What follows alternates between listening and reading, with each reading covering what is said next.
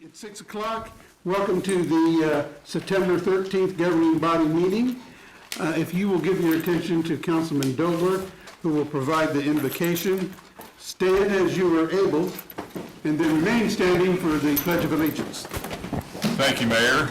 I would like to introduce Champagne Lloyd, who will be giving the invocation tonight online. Champagne is the founder of Champagne Lloyd Ministries and is currently the chaplain for the Topeka Rescue Mission, Topeka Police Department, as well as ministering at the Antioch Baptist Church. Champagne dedicates a great deal of her time to helping others by supporting and connecting with different organizations throughout our community. She believes that nobody can do everything, but we all can do something. Understanding working together in the community is a real way for change and can't help but enhance the quality of life for everyone who visits or calls our city home. Champagne? She's on mute. You're muted, Champagne. You hear us? Champagne, if you can hear us, you're on mute.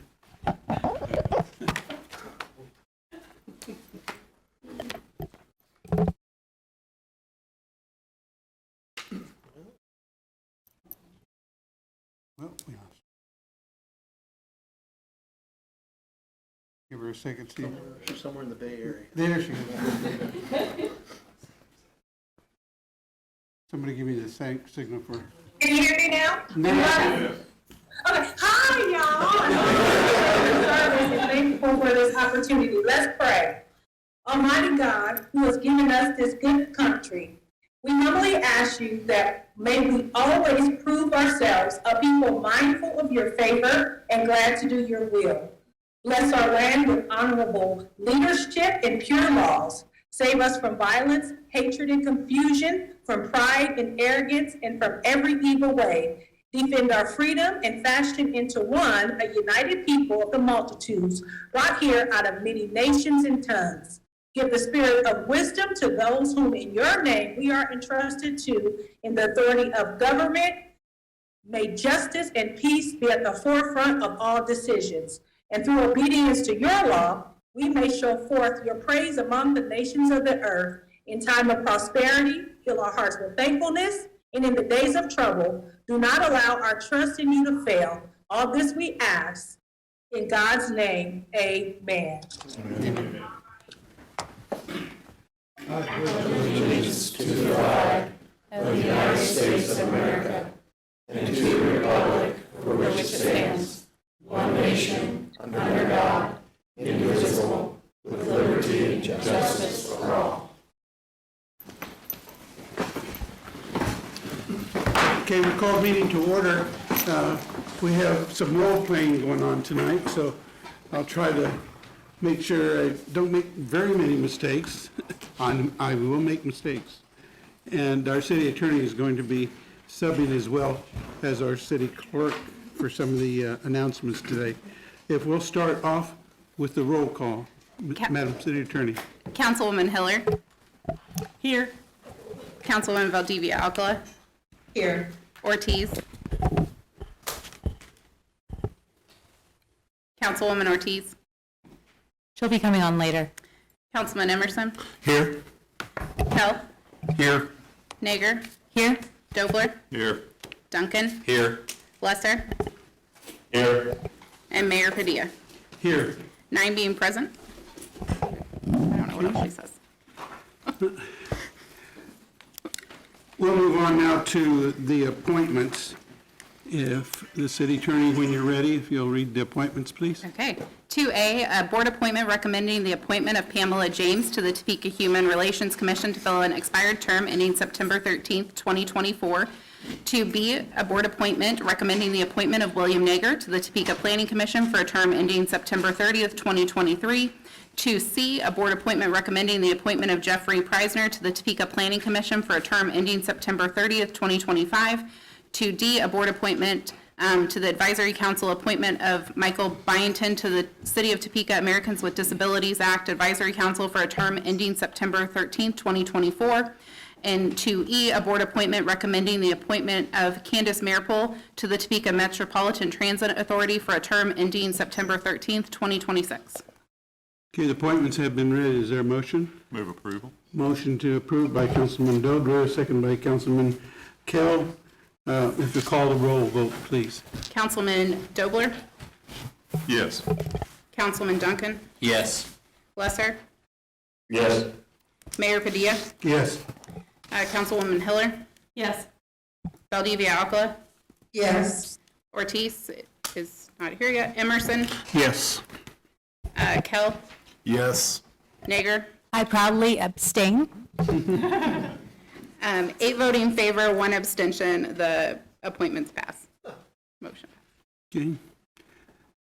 The appointments have been approved. I would ask all in attendance who are here, including Pamela James, Mr. Nager, Mr. Preisner, and Mr. Byington, have indicated that they are here in the audience with us today. If you would stand so we can recognize your willingness to serve.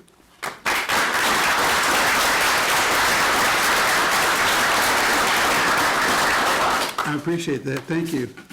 We'll move on now to agenda item number 3, presentations, if the clerk, city attorney would read, sorry. The first presentation will be on the Uptowner parking garage. Mr. City Manager?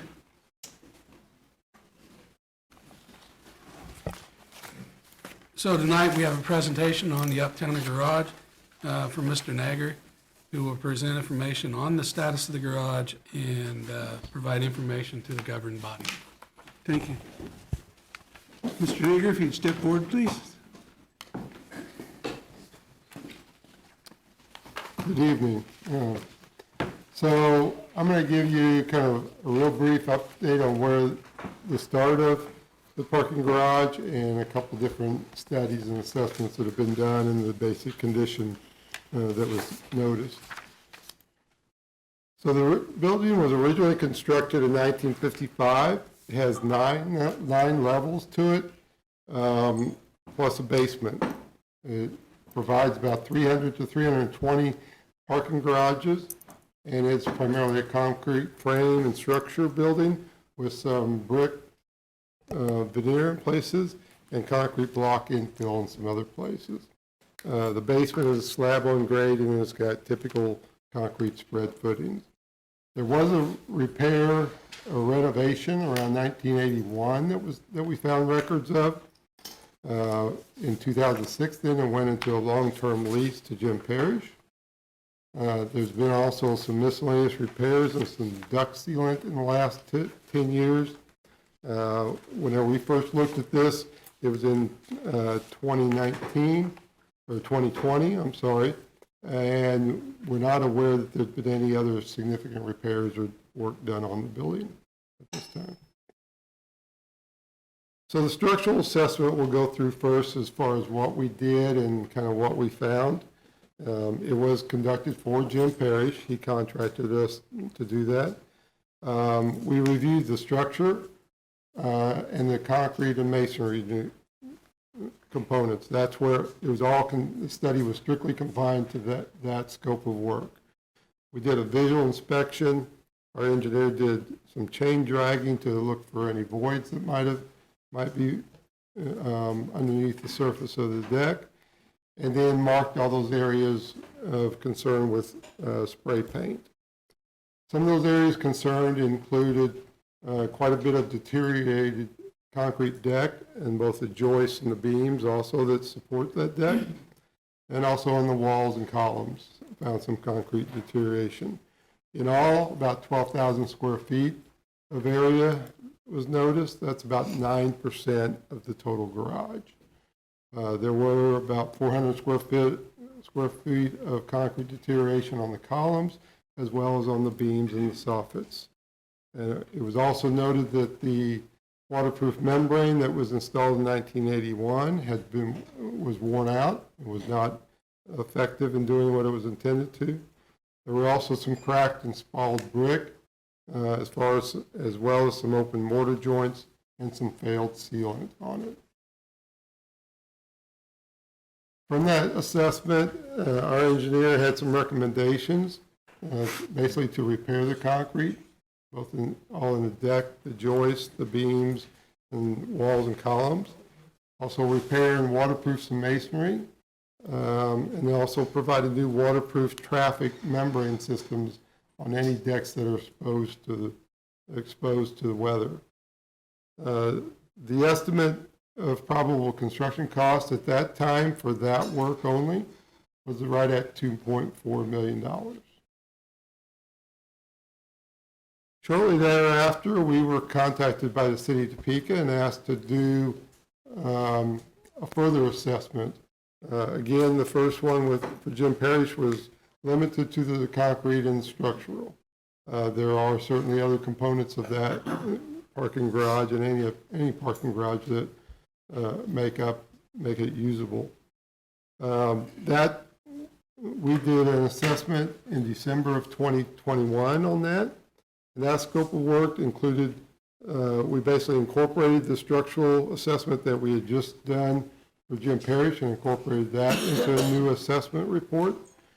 We also had we also would look for life safety systems concerns. I do want to clarify one thing. Life safety systems are those systems as defined by the building code. Sprinkler systems, fire alarm systems, carbon monoxide exhaust systems. That doesn't mean that those are the only items that may present situations that could cause human harm to that if something unexpectedly happened. So there was also kind of additional concerns. Just looked overall at the different systems and different aspects of the parking garage that might need to be addressed. We also looked at the demolition, a couple of other options. What if we demolished the existing facility and built a new parking space for 300 to 320 parking spaces, basically a like for like. And we also looked at the construction of a new facility that even went up to 400 parking spaces. So again, as we went through that and looked at everything, some of the systems that we did look at and some of the things that were recommended, again, we had the structural assessment that was done originally for Jim Parrish. That was all incorporated. We didn't see any changes in I think about 6 to 8 months, maybe a difference between the two studies. We didn't change that other than we changed the cost for construction of it to repair that because of a year later. The life safety system upgrades included replacing the fire protection sprinkler system in the basement. Currently, when I reviewed it, it was not connected and not functioning. We also looked at providing new hose pipe or hose standpipes throughout the building. That'd be at the stairways to assist in case there was a fire. We also noticed problems with the basement ventilation system. It was also not operable. Some components probably dating back to the original construction in 1955, and so it needed to be replaced as well. And then to provide a fire alarm system because there's not one in the building right now. And then lastly, there were some miscellaneous electrical items. As I recall, I think there was one electrical disconnect switch that had experienced some water damage and was nearly rusted out. So some minor things like that. Some of the additional upgrades that were looked at that really were more just ancillary spaces for the garage. The restrooms certainly are not ADA accessible, so we looked at what it would cost to make those restrooms ADA accessible and usable. Replacing doors and hardware, which of course over more than 50 years, those were experiencing some issues as well. A new parking garage would have ADA signage throughout, kind of helping direct that. So we looked at that. We also looked at replacing the lighting.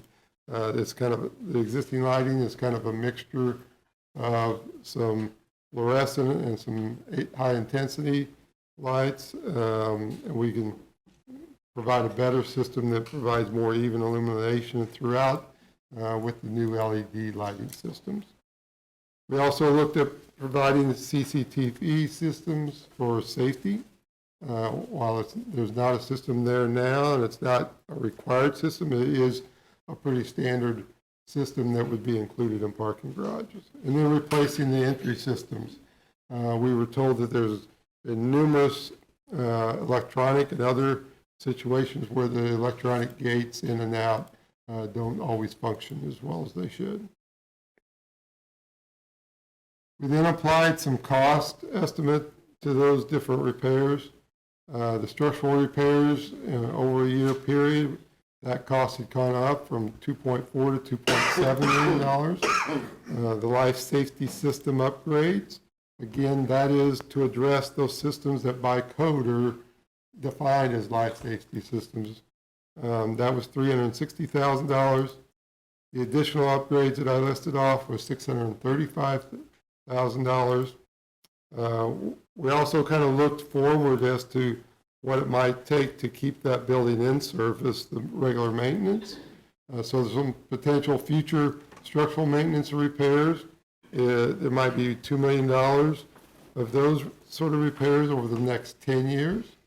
And then in that next 10 to 20 years, another $1.35 million to keep it all in good shape. The new 400 parking space facility was estimated to cost right at $24 million, and that includes $2.5 million for demolition of the existing parking garage. Again, that would give you a few more spaces than what the current garage has. If we would go back to the same 320 parking spaces, it'd be $21 million, and that also includes the $2.5 million of demolition. All these costs are 2021 costs. We all know that there's been a lot of kind of volatile things happening in the construction industry in the last year, so none of these costs really have tried to take that into account at this point. So in summary, certainly concrete parking garages, if they're properly maintained and kept in good condition, they can serve the public for at least 50 years or more. As we looked at the Uptowner, if all the concrete repairs and some things were done by well-qualified contractors, the Uptowner parking garage could probably serve the public for another 20 to 30 years. Certainly, along with that would be regular inspections would be recommended of the concrete every 5 to 10 years, and to address those repairs as soon as they are found, because they will only get worse over time. And then, of course, the other thing that's affected is the building and life safety codes have changed over the lifetime of this parking garage, and some of these improvements try to take care of that. There may also, as you get into the older buildings, sometimes there will be some other triggers by the city inspection department that would trigger additional items that we've not accounted for, but we've tried to account for those, but just know that there might be a few things there. With that, I can answer any questions that anybody might have. Councilman Kell. Thank you, Mr. Mayor. And this I might have to actually defer to some of my construction colleagues here on this one, but on the ADA compliance, with the renovation, won't some of those automatically be mandated to take place in those situations? Because I know certain things, when they large renovation, it kicks them out of the grandfathering and makes it mandatory. So There is a potential that would happen. That's why I mentioned that some things may trigger additional upgrades, and we would not know that until we would go through that with the city plan review session. So it'd be prudent to look at those as mandatory things right now until told otherwise. That would be probably likely, yes. All right, thank you. Thank you, Mr. Mayor. Further questions? Deputy Mayor. So are bathrooms a common feature of a new parking garage? I honestly had no idea there were bathrooms in there to begin with. Not necessarily. It is, by code, there are not restrooms required to be in parking garages. Okay, I mean, I know, But there are restrooms there now, yes. right, so I guess, okay, that seems like a pain, but I would just tear them out, but that's just my 2 cents on that one, but no, that's not your issue, that's ours, but okay. Checking to make sure online, okay. Councilman Lesser? Thank you, Mr. Mayor. Mr. Nagger, would adequate lighting be considered a life safety issue? It could be, I suppose. I mean, certainly if the parking garage is not lit well and pretty uniform, then there could be dark areas where someone might hide and then attack somebody. But also, the lighting right now, as I recall, is pretty spotty, kind of bright and dark, then bright and dark. Humans' eyes sometimes have trouble adjusting, going from very bright to very dim. Potentially, if that was the case and your eyes didn't adjust and you were driving down and somebody walked out, you may not see them as soon as you otherwise would be, and there could be a potential danger there. So I think I'm hearing you then correctly. So certainly not only is adequate lighting life safety issue, but also patchy lights out, lights on, lights out, lights on it would be considered a safety issue as well. Yes, the level of lighting and the intensity as well as the quality of that lighting is important. Thank you so much.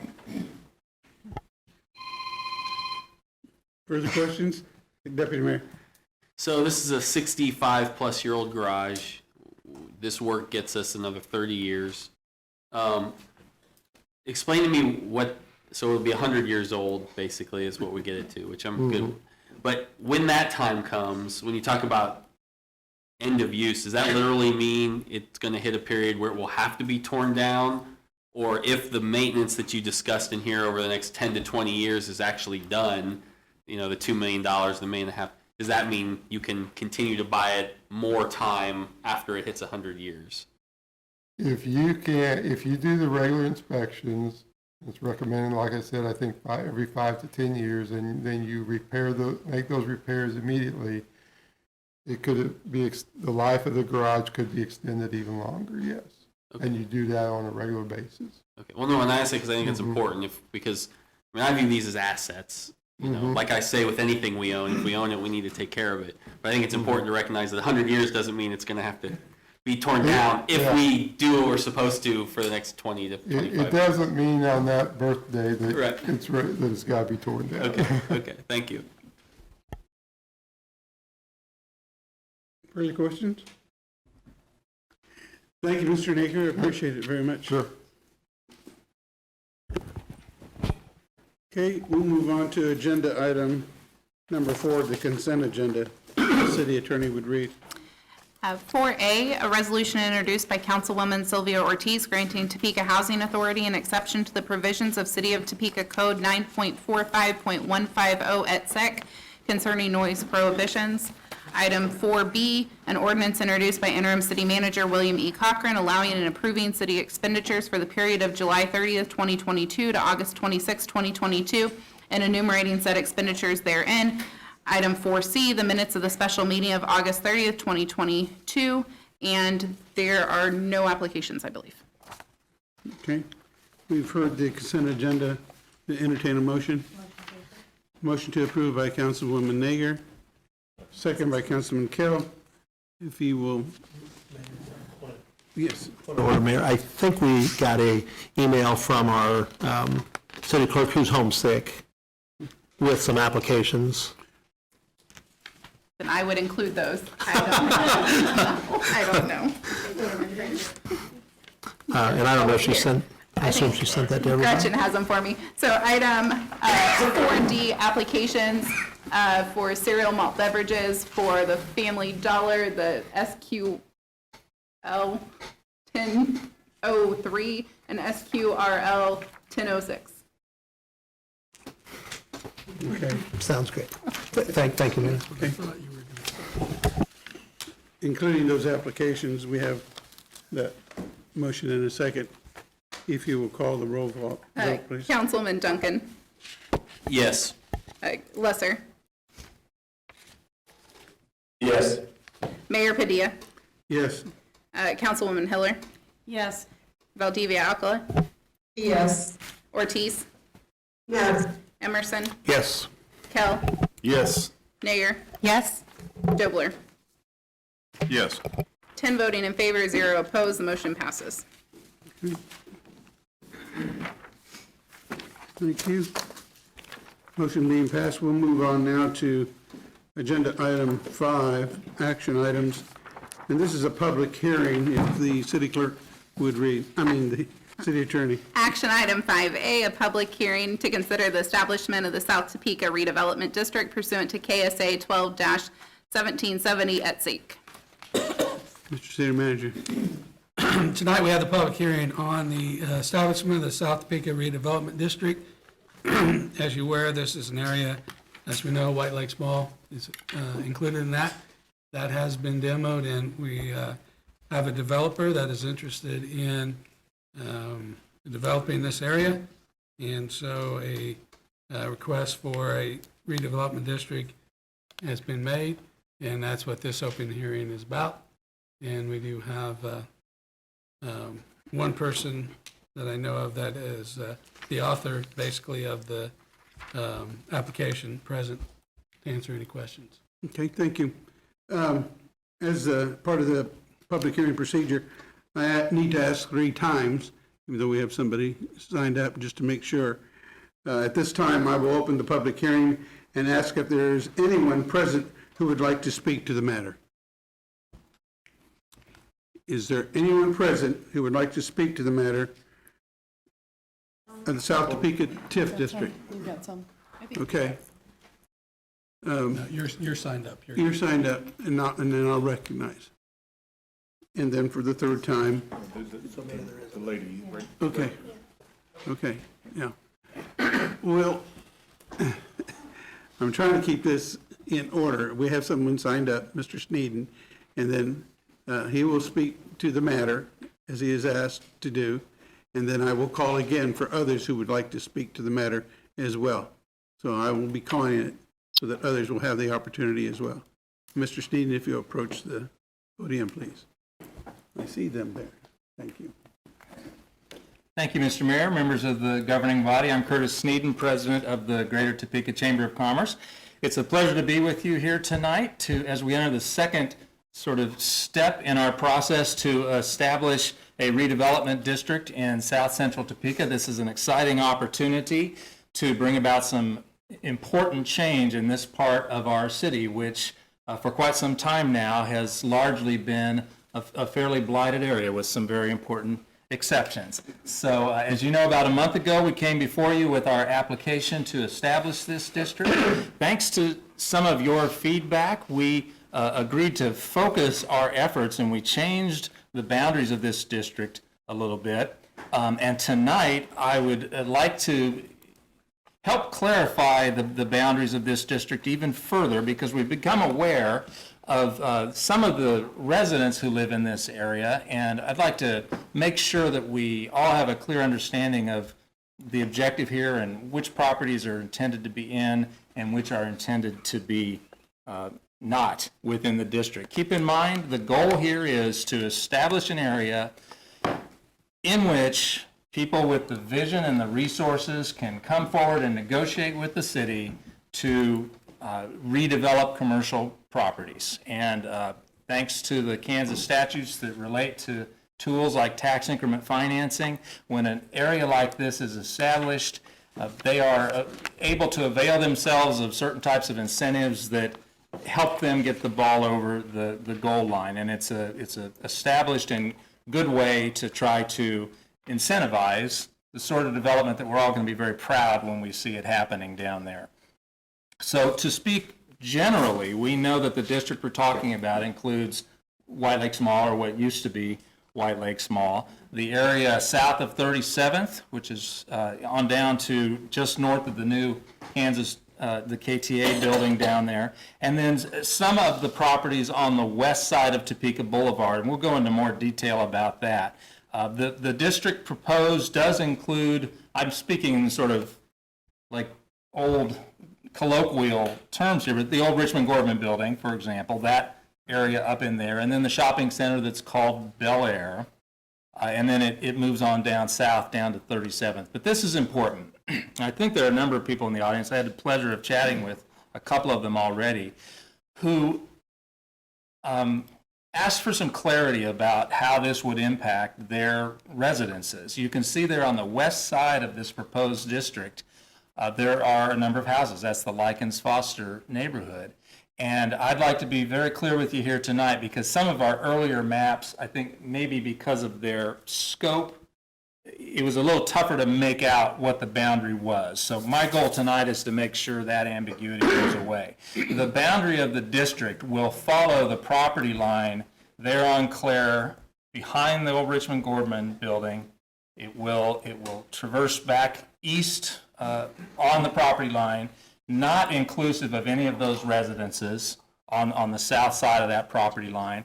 It will go to the property line on that Bel Air shopping center. Most of us would say that's where the Owl's Nest is, right? And those residences on the west side of that line would be not included within the district. Maybe we could go on to the next slide, if you please.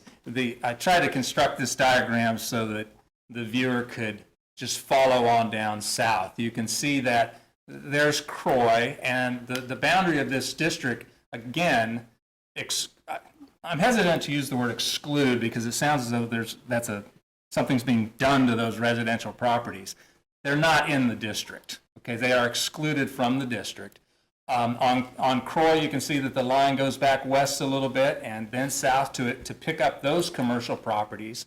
At the moment that it hits that little street there where the residences pick back up, we jog back east and eventually make our way over to 37th Street and on down south on the boulevard. So I am hopeful that this diagram helps everyone who lives in that area see clearly and appreciate that it was never anyone's intent to include residential units within this district. If they had been, I don't know that would have had a particularly negative impact on those properties, but the point is there need be no concern because those residential properties are not included. So hopefully that helps assuage some of the concerns that were brought to our attention. Again, we're hearing from the public tonight. I'm eager to hear what sorts of points of view are surfaced here.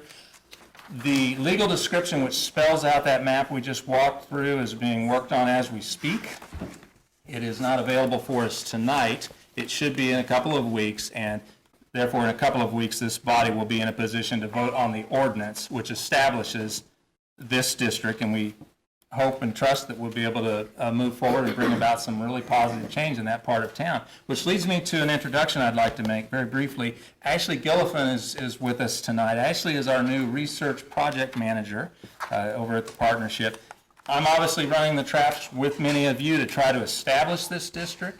Going forward, Ashley will probably be the one doing most of the heavy lifting to help development within this district thrive. And my guess would be that a year from now, you'll be trying to remember if you ever met a faster learner than Ashley. She's a very impressive professional, and we're glad to have her on the team. With that, I'm at your disposal. Thank you, Mr. Need. Question? Curtis, could you explain how this is, what the vision is of the chamber of how this will work? And you've got, even if we take these maybe 10 houses out, there's 120 some names on that list of property owners. Some of them duplicate, but we've got a lot of businesses in this district. A tax increment is a big deal. And if somebody's got a tax increment that's being taken out already for somebody else on their property, then they can't get their own. So could you just talk about what you're expecting in terms of what this development might be and how many of the owners will be involved and how that will impact the others that are in the district?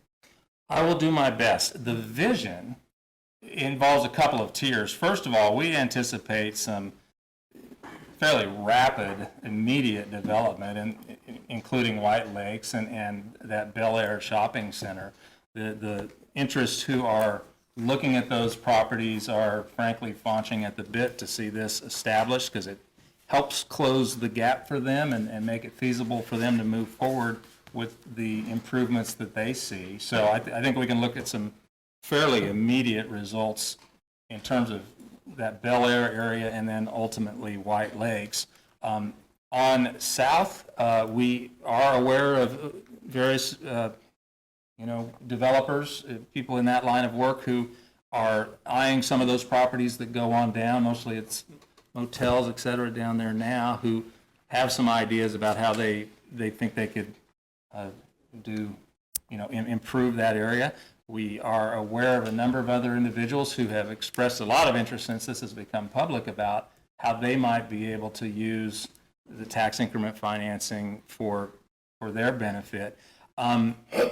You refer to a long list of owners. I don't question that, but all I can tell you is that conceptually, when we look at the map, the areas that are included now are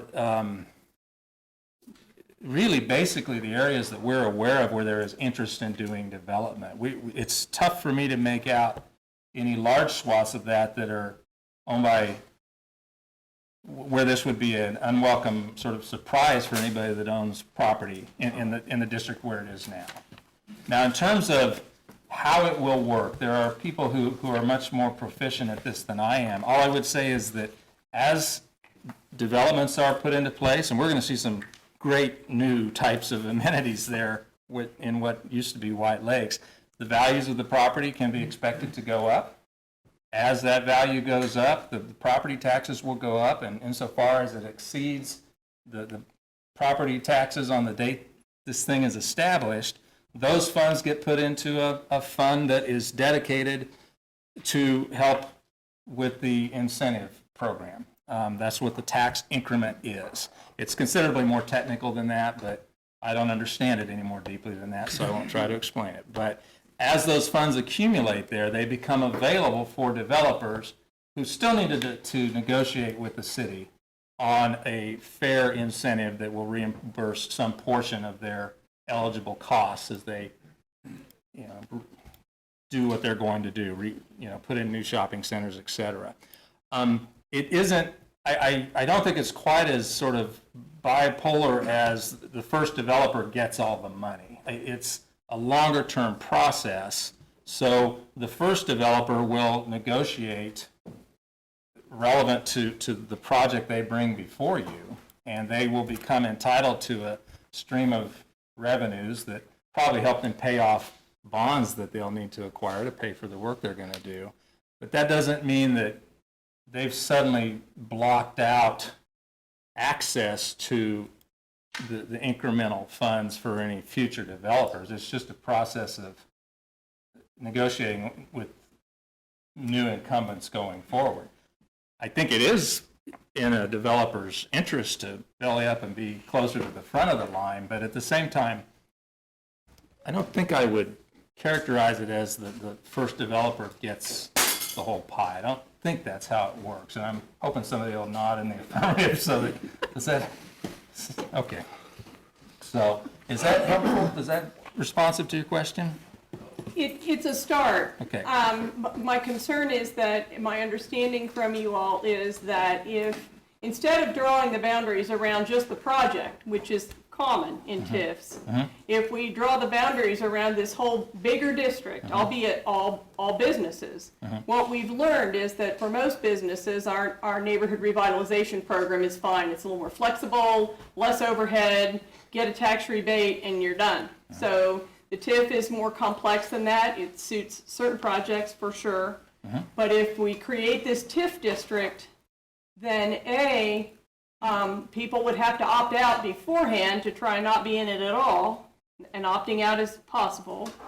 But if the district starts, if a project starts, then that's going to be harder to do. It's not automatic that you'd be let out of that district so you could have your own program that's not TIF. And so I'm just self-appointed worrier, if you will. I mean, what happens to everybody else as this goes along?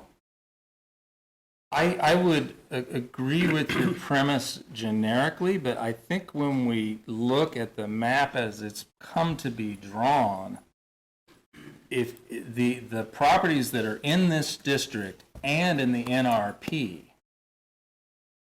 are accounted for, basically the NRP stops at 37th Street going south. So we're talking about White Lakes, and we already know that those developers, if they acquire the property, are wanting to access the tax increment financing tool. So in this case, I don't think that trade-off between the TIF and the NRP is at hand.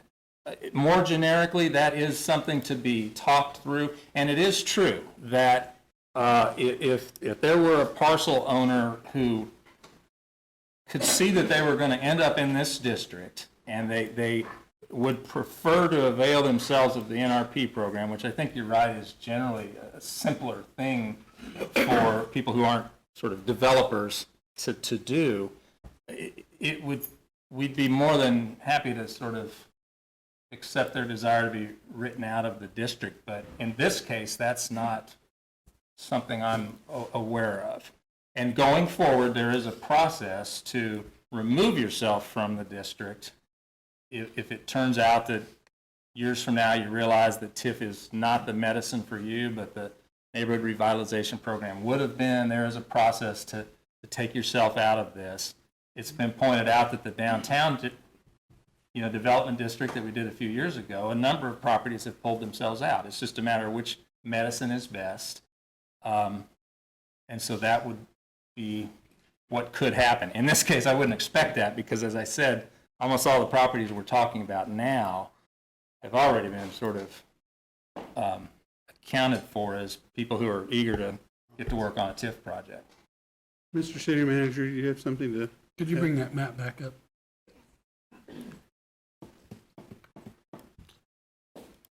So as Mr. Sneeden pointed out, most of the properties are accounted for. So what would be considered the Belle Isle properties, all the way down to Gwendolyn Park, is owned by the individual who is in the process of closing on the White Lakes property. So all those businesses are already his. And so that accounts for a large majority of the businesses or the properties that are in there. The other thing to keep in mind is the mainline printing has already received JADO funds, which benefits them, and so they're good with that part of it. So one of the things that was contingent upon closing on the property for the new potential owner of White Lakes was all legal litigation had to be taken care of, which you saw in the news that took place last week. That they also got incentives from the city, which was part of the conversations that we had on all this, and so that's why the main reasons that this district is being looked at. Deputy Mayor, and then Councilman Dober. Okay, so somebody walk me through then, I guess you mentioned it, I wasn't going to use their name, but so Mainline. They're renovating as we speak. They received over $230,000 of JEDO dollars. Will they benefit then from this TIF once it's put in place? I mean, I guess I don't understand why we're including properties that are clearly already on track to be done, have already received taxpayer dollars, and now want to reap the benefits of a TIF district that they were willing to build before we made it a TIF district. Yeah, Well, go ahead. they won't reap any benefits And that's what I'm, per se. They would need to come before you with a plan that proposes the use of tax increment financing, and probably, given what you just said, you might look back and say, sure, this is your season, So being in a TIF district doesn't so all by then to itself. Councilwoman Hiller's point, why are they included in the first place? Because the property of Richmond Gorman, they do not own. That is a lease that they got. So the property owners, which also where the old Bennigan's used to be, Right. want to be in the TIF because they want to develop that area as well, and so they would benefit from the TIF district. But they own that property that Richmond Gordon sets on, that whole block. Okay, thank you. Councilman Dobler? Thank you, Mayor. So this is just the first step in the process, right? This just sets up a district. Yes, sir. No bulldozers moving tomorrow, correct? No, sir. Okay. The second step is whoever wants to utilize the TIF comes back with a project. Yes, sir. Is that correct? And that's a specific area that encompasses just their project. Yes, sir. And they utilize the TIF from just that portion of it, Well, correct? the project that gets approved is pertinent to just their parcel and what they plan to do with it.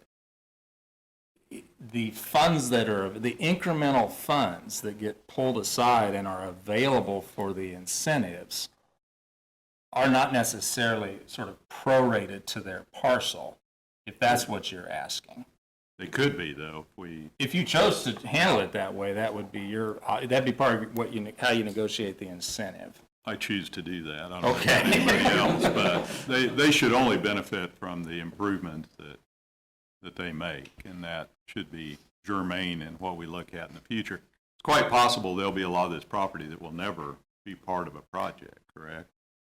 It could be part of the district, but never actually do a project. I mean, we don't know at this point. We don't know, but I would have to say, based on the discussions I've had, I wouldn't expect there would be large sections of it that aren't at some point picked up and improved on. But it's Okay. establishing a district like this, it also facilitates development. That way, each individual developer does not have to go through the process of applying for a TIF, but just come to the governing body and say, I want this project to be included in it. So that's why it's a district. Thank you, Mayor. Thank you. Further questions for Mr. Sneeden? I still, Pardon? if I may. Councilman? So if you could, are you expecting that this, I know you've got lots of buzz going, which is awesome. Are you expecting that interested developers would come together and they'd each have their own projects, but they would apply all at the same time and we would activate that? No, I would anticipate that first tier that we talked about Right? might bear resemblance to that, but no, the developers are on their own in terms of the cadence by which they come forward. So no, it won't be a concerted moment when the entire district presents itself as a project to be approved. Okay, well, to Councilman Dobler's point, just to kind of follow up if I may. So if we didn't do what he said, then what happens is everybody's property values, for whatever reason, they go up and the whole district is paying into this fund even if they're not getting anything out of it directly.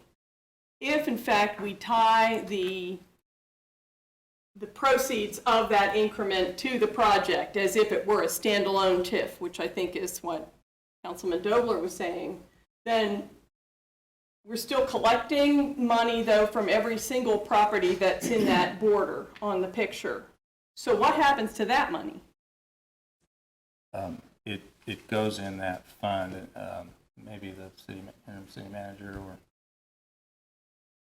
would care to field.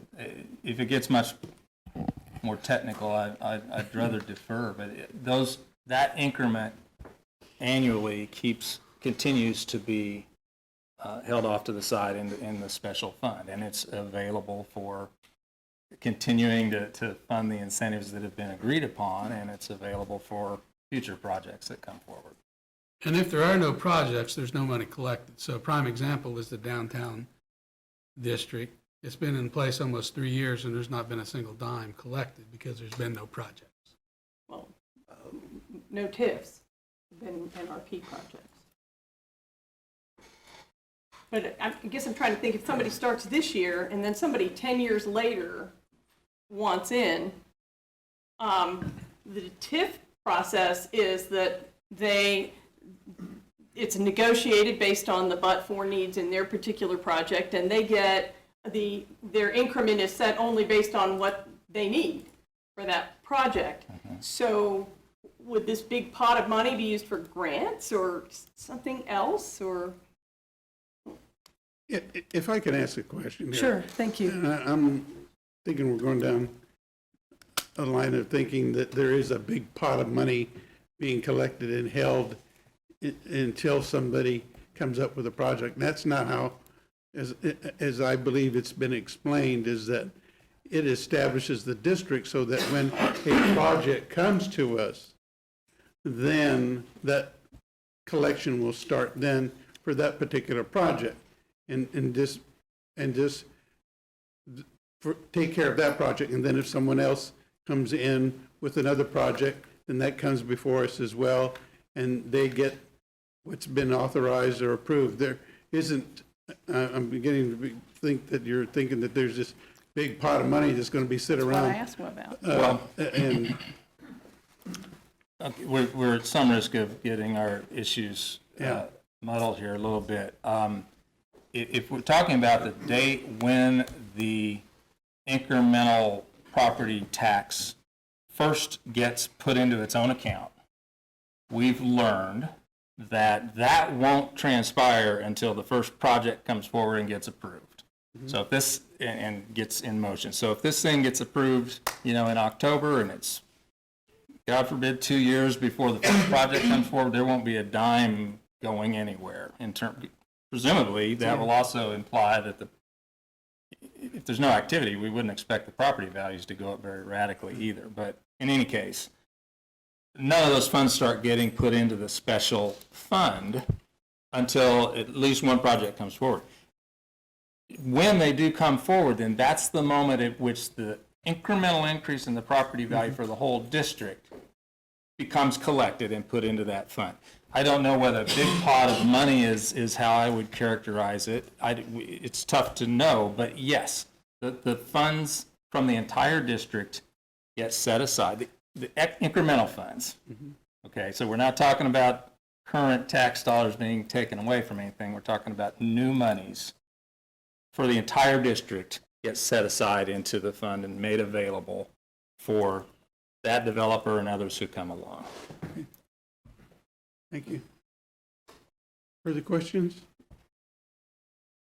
Online, just checking to make sure. No questions? Thank you, Mr. Sneeden, for your presentation. Thank you. Okay, and I'll ask as part of the public hearing, and I know there are others here, who wish to come forward and speak to this matter. And Madam, I think you had raised your hand.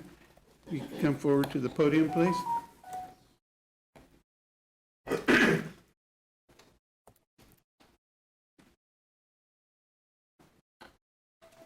If you would identify yourself, please. Thank you. A little shorter here. I'm Shirley Stallings, and thank you for having me here tonight. I've been very upset for the last couple of weeks. Our mind map here that you sent out looks a lot different than the one he has. And we're still on that map, but in a lighter tone of tan. Ours says that they were going to bring it through at Brendan Road and go over 37th Street. All this would go. That's us. We've lived at 904 Southwest 37th Street for 47 years. And we've made our home to be just what we want when we retire. So at 70, we retired. And now we might lose our house. I mean, everybody would get upset. We've worked for a lot of years. We've had a carpet company in this town that was very well known. And I don't see where we're entirely off of your map. He left.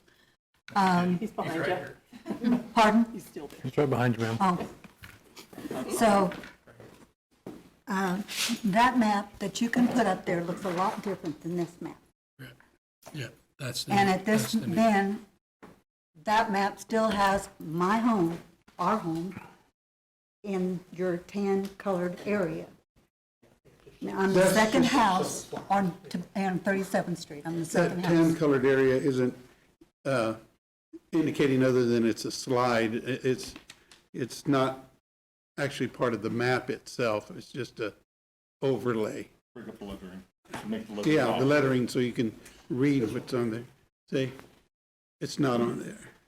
So that one comes up to the park, the end of the park, and goes north. So our house is the second house from the park, so we're safe? Yes. Because I won't tell you all of this other stuff if we're safe. You're safe, and we can't take your home anyway. Well, now, the letter stated, and I must get you to explain that. The letter stated in 91, you made provisions where you could come in and take that property. I know it was used over with Walmart on 29th and Gage. And I thought that was to be applied to could be applied to our homes. And in that place, I want to tell you, my husband has cancer and he has heart failure. And we have hospice coming to our home in the next few months to see him meet his Lord. And I don't want to have any more, everything's on me now. I do it all. And when this letter came, I thought what else could happen? But if you're telling me I don't have to worry about this, I'm not going to spread all of this over you. You don't have to worry, and I think city manager had something to add. Yeah, mayor and governing body, we'll take a look at that letter. That's a standard form letter that was sent out, and so we'll get that updated, because there was never any intent. 91, you changed the rules on our section over there. Yeah, there was never any intent by the developer or the city that those properties would be taken. That was never the intent.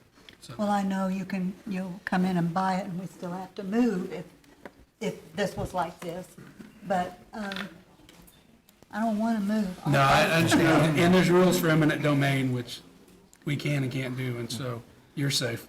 You can thank one of your neighbors on RMAG for calling right away. Councilman Kell? I called Mr. Sneeden today, and we were discussing this project. He assured me there will be no residential properties in this TIF district. So we were talking about the line, just like one of your neighbors, I believe right across the street from you, called and we talked yesterday. I think just because of trying to keep the lines as straight as possible, the initial linings came across those residential properties. But there will be no residential properties in this TIF district, as what Mr. Sneeden said. Well, thank you very much. I just want to tell you something about this house. If you were going to have to move it, it's already been moved once with the project of White Lakes. It was the farmhouse. Thank you. That was a golf club building. And some young people bought it and moved it over to our lot, turned it sideways because it's too big to be this way. So you had to put a door on the side of the house instead of the front of the house. But anyway, thank you so much. I feel a whole lot better. Councilwoman Valdivia Alcala? Pardon? Thank you, Mayor. I do believe that the woman that is having public comment right now was the one that sent us the email earlier today. And I just want to say to those that have assuaged her fears that rightly so. I think that what this is speaking to, I don't have a dog in this fight, but what I do have an issue with is that us as a city, when we do not place the emphasis that we need to place on the correspondence that goes out to folks in our community. I'm not saying that across the board. The city does many things right, but in the less than 3 years that I have been on council, I have seen letters up close and personal that are very threatening sounding to those, especially elders or those not steeped in the city dialogue, that can be very threatening to them and be very scary. And I think that right here at a public meeting on TV, we've run into how scary that process can be for one homeowner, elder, who is very, very concerned. So whatever changes need to be made in that verbiage, and I would say across the realm in our departmental letters, we need to just take a step back and look at how we are portraying ourselves as the city with these type of letters that go out. Thank you, Mayor.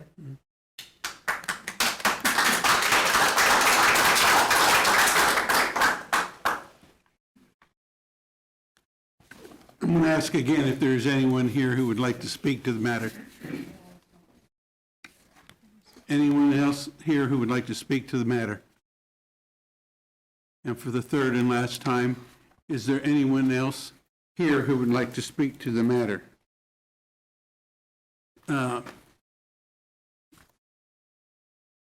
Seeing none, I will close the public hearing, but now offer the opportunity for anybody on the governing body to make comment on this matter, if they wish. Councilman Kell. This is my district, and this has been kind of a evolving process since it's been started. And the biggest thing right there is we've got the ball moving with getting White Lakes down. And if there's people that are interested in the TIF and ready to come in to start developing it, I think that's one of the biggest things we have. We've had eyesore there for several years. It's gone. Now let's start moving forward instead of just stopping and saying, oh, okay, we're good. We got the building down. And if the developers are wanting the TIF and it works for the city, I think that's one of our biggest options right there, to try to get that area developed for the residents. As the one lady said, 37 years. I live right outside the TIF district, 15 years, and it'd be nice to have something new in my area and be able to kind of make those memories that people had at White Lakes, that they always used to go to White Lakes and that showed up when it was being torn down, and talked about all those memories, a place where you can make some new memories in that area right there. Okay, thank you. Deputy Mayor? Thank you, Mayor. Just a quick comment. I think I can support this TIF, and I appreciate when it was first presented, it was quite large, and I was one of the folks who called up Mr. Sneed and a few others and said, whoa, this is a little big. Could we refocus it just a little bit? So I appreciate that. I guess what I want to tell the folks who are going to take advantage of this TIF is I will support it with the caveat that when you come to us, be prepared to ask for just what you need. Because the balance we continue to struggle with is making sure, as we've talked this year through our budget of lowering the property tax, that means making sure that the burden of property taxes is spread evenly and equitably amongst everybody, and not just continually put on the same people and over again to pay the same property taxes as they go up. That's the only way we're going to get this thing lowered and equalized. So as they come to us, I'm happy to give you a TIF, but I'm not happy to give you a TIF and a CID and JEDO dollars and any other, so pick your poison as it is of what suits you best, and I will work with you, and we're going to develop the heck out of this area, and I'm proud to be part of that team. But I think we get in trouble when we start giving too much. So that's my caveat to all the developers out there who are waiting to file their TIF requests, is that'll be my scrutiny, but I will vote to support this. Thank you, Mayor. Thank you, Deputy Mayor. Further comment? None? Okay, and no action this week. When will it appear on the agenda for action, City Manager? The plan is that the property be final survey this week, and we hope to have it on the first week of October. Would be the plan. Just wanted to ask. And that way, then the official map will be put out, and so that's pretty much will look like what the map that was put up tonight, but it'll be how the official surveying of it. Okay.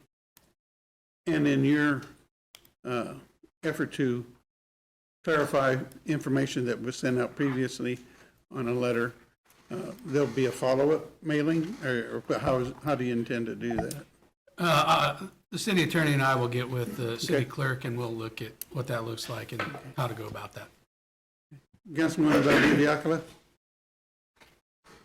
Thank you, Mayor. Just for clarification then, so what we're voting on tonight is only the zoning change, and then 2-3 weeks or whatever down the road, we'll be voting on the yes or no of the TIF district. Is that correct? Councilwoman, we don't vote on this at all tonight. This is just the public hearing. Yeah, action item hearing. Oh, got it. I saw it under action items. I'm sorry. That's all right. Thank you.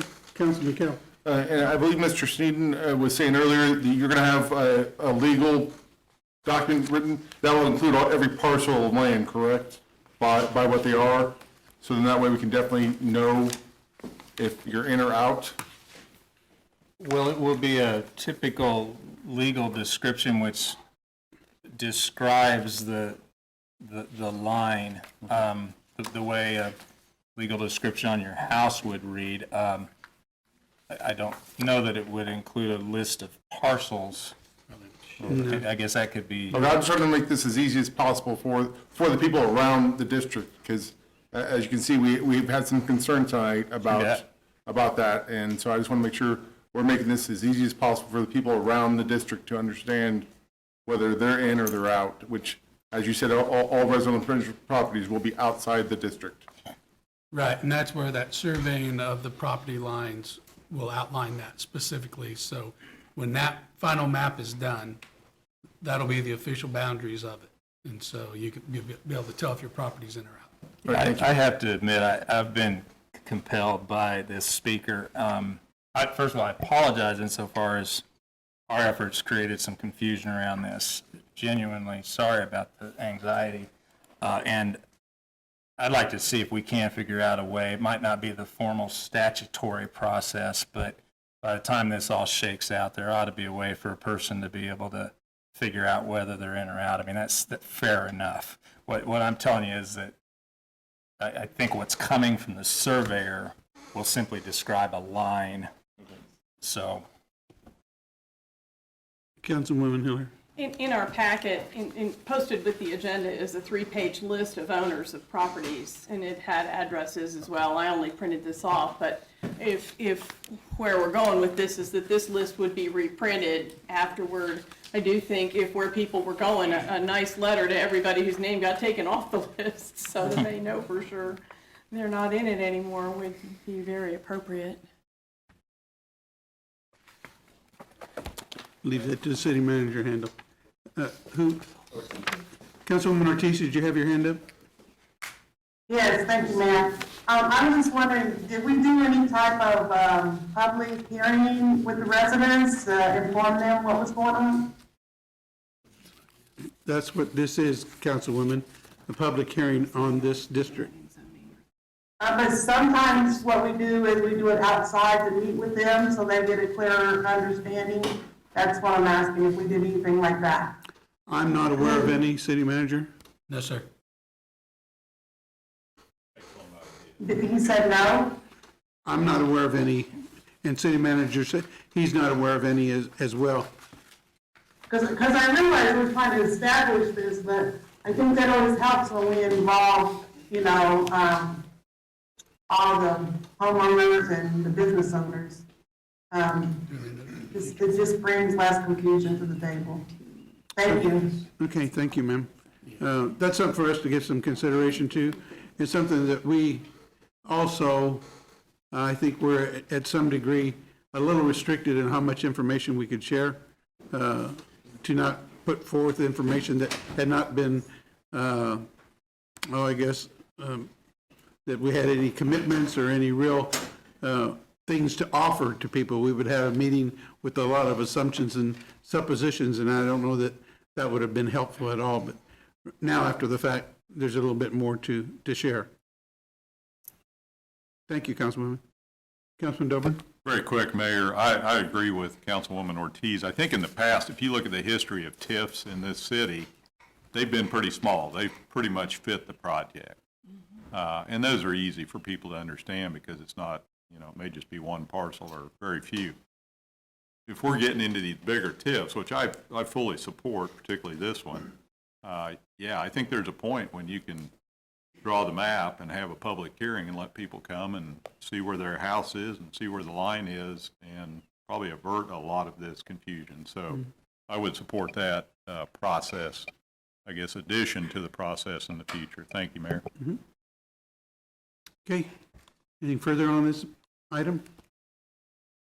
Okay, we'll move on now to agenda item 5B, if the city attorney would read.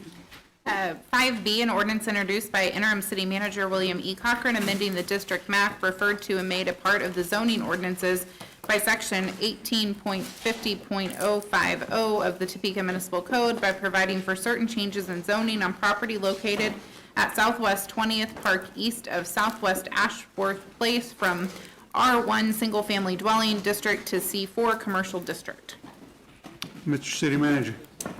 Mayor, governing body, this is put forward by the Planning Commission. It passed unanimous, and The governing body can approve the planning commission's recommendations. 6 votes are required.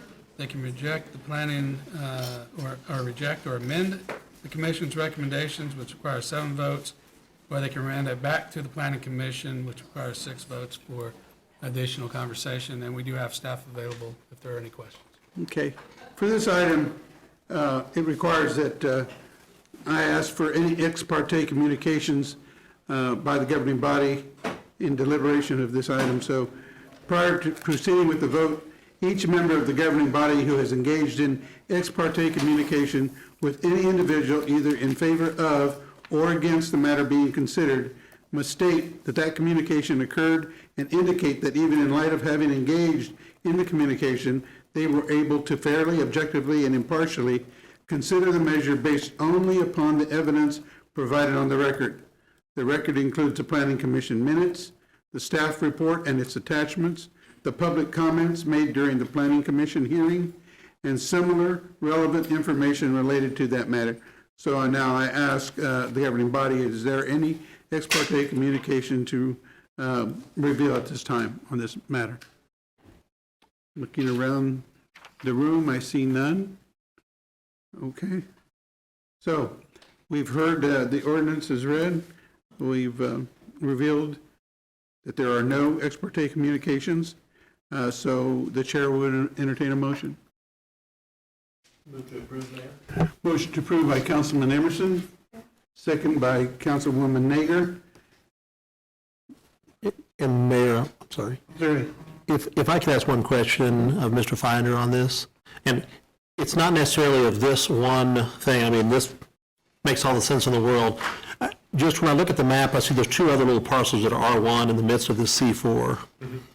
Is there a reason in this kind of situation where it's obvious it needs to change, that you guys just can't do it administratively, or just have to? Yes, Councilmember Emerson, it's required by law. To go through the process. I can't, or staff cannot change zoning without, actually, you are the only ones that can change zoning. Okay. I mean, this is just screams that, I mean, I can wonder why it's still R1. You can initiate the change in the zoning. Yeah. Well, the people who own that R1, they're paying a lot less taxes, aren't going to want to do that, so. That is allowed. Okay. Thank you. Deputy Mayor? He answered my question right there, so thank you. Okay. All right. And Councilman Kell is outside for the vote. We got enough. Okay. So, City Attorney, if you'll call the vote. Councilman Lesser? Yes. Mayor Padilla? Yes. Councilwoman Hiller? Yes. Valdivia Alcala? Yes. Ortiz? Yes. Emerson? Yes. Kell? Absent. Nager? Yes. Dobler? Yes. Duncan? Yes. 9 voting in favor, no opposed. The motion passes. Okay. Motion being passed. We'll now move on to action item 5C and City Attorney. Action item 5C, an ordinance introduced by interim city manager William E. Cochran amending the district map referred to and made a part of the zoning ordinances by section 18.50.050 of the Topeka Municipal Code on property located at 2631 Southwest Buchanan from R1 Single Family Dwelling to PUD/R1 Single Family Residential Uses on approximately 0.19 acres. City Manager. Mayor, governing body, again, this is moved forward from the Planning Commission unanimously. Again, 6 votes to approve. You can reject it and amend it back, 7 votes, or you can send it back to the commission with 6 votes. Okay. And as the previous item, this requires an ex parte communication revelation if you've had any. So I'm required to read and ask to, prior to proceeding with the vote, each member of the governing body who is engaged in an ex parte communication with any individual either in favor of or against the matter being concerned must state that that communication occurred and indicate that even in light of having engaged in the communication, they were able to fairly, objectively, and impartially consider the measure based only on the evidence provided on the record. The record includes the Planning Commission minutes, the staff report and its attachments, the public comments made during the planning commission hearing, and similar relevant information related to the matter. So again, I ask, does the governing body have any ex parte communications to bring forth? None? Councilman Lesser? Yeah, Mr. Mayor, I will be abstaining from this vote. The owner of the LLC and his wife are just like family of mine, so I don't think it's appropriate that I voted on this matter. Thank you, sir. Okay, any further ex parte communications before we call the vote? Okay. Cities. Mayor. Well, okay, we have a motion to approve. Do you have a second? Second from Councilwoman Nager. If you will call the vote, City Attorney. Councilwoman Hiller? Yes. Valdivia Alcala? Yes. Ortiz? Yes. Emerson? Yes. Kell? Yes. Nager? Yes. Dobler? Yes. Duncan? Yes. Lesser abstains. Mayor Padilla? Yes. 9 having voted in favor, 1 abstention, the motion passes. Okay. Motion being passed, we'll move on to agenda item 5D. If the city attorney would read, please. Action item 5D, an ordinance introduced by interim city manager William E. Cochran adopting the 2022 standard traffic ordinances and local amendments thereto, amending TMC 10.15.018 and TMC 10.15.020. City manager. This was a discussion item previously. It's to adopt the TMC for standard traffic ordinances. This requires 5 votes for approval from the governing body. Unfortunately, Mayor, you do not get the vote. It's okay. Okay, we've heard the item before us right now. The chair would entertain a motion. Motion to approve. Okay, motion to approve by Councilman Dobler, second by Councilwoman Ortiz. If you will call the vote, please. City Attorney. Councilwoman Valdivia Alcala? Yes. Ortiz? Yes. Emerson? Yes. Kell? Yes. Nager? Yes. Dobler? Yes. Duncan? Yes. Lesser? Yes. Hiller? Yes. 9 having voted in favor, 0 opposed, motion passes. Okay, the motion being passed, we'll move on to agenda item 5E. If the city attorney would read. An ordinance introduced by interim city manager William E. Cochran adopting the 2022 Uniform Public Offense Code and local amendments thereto, amending TMC 9.05.080. Mr. City Manager. Mayor, governing body, once again, this is just like the standard traffic ordinance, UPOC Offense 38 edition. Again, this requires 5 votes to approve, and again, you do not get the vote. Okay, we've heard the item before us. The chair would entertain a motion. Moves to approve by Councilman Nager, second by Councilman Kell. If the city attorney would call the vote. Councilwoman Ortiz? Yes. Emerson? Yes. Kell? Yes. Nager? Yes. Dobler? Yes. Duncan? Yes. Lesser? Here. Mayor, or sorry, you don't get to vote. Councilwoman Hiller? Yes. Valdivia Alcala? Yes. 9 having voted in favor, 0 opposed, motion passes. Okay. Motion passed. We'll move on to item 5F. Upon this item, we do have someone signed up to speak on the item.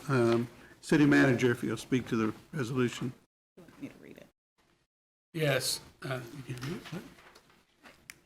Do you want me to read it real quick? Okay. Sorry. Oh, sorry. Yeah, I'm sorry. I'm I'll try learning to my give you a job. break. Resolution introduced by the members of the Public Infrastructure Committee comprised of council members Tony Emerson, Neil Dobler, and Mike Lesser authorizing certain life safety upgrades to the Uptowner Garage. City Manager. Mayor, governing body, this was moved forward from the Public Works Infrastructure Committee. We had pretty good discussion on it, I believe, last week. And so this week is to vote on the resolution authorizing $600,000 from revenue revenues, Parking. Reserve. reserves, that's the reserves. word I was looking for. It was escaping me. Revenue reserves to do life safety issues that have been identified. We had a presentation from Mr. Nager on the parking garage earlier this session, and so I will turn it over to you for conversation. If I ask Mr. Ledbetter to step forward, you wanted to speak on this matter?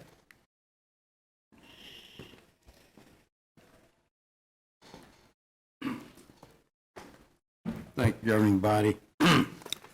I heard there might be a motion on this, so I was waiting to see what that might be, but I'll just reiterate a couple comments I made last week. I do have a developer I represent who's interested in several parking garages downtown that are owned fee simple. I do believe that, I'm not going to comment about the need for the spending. It's obvious there are disrepairs down there.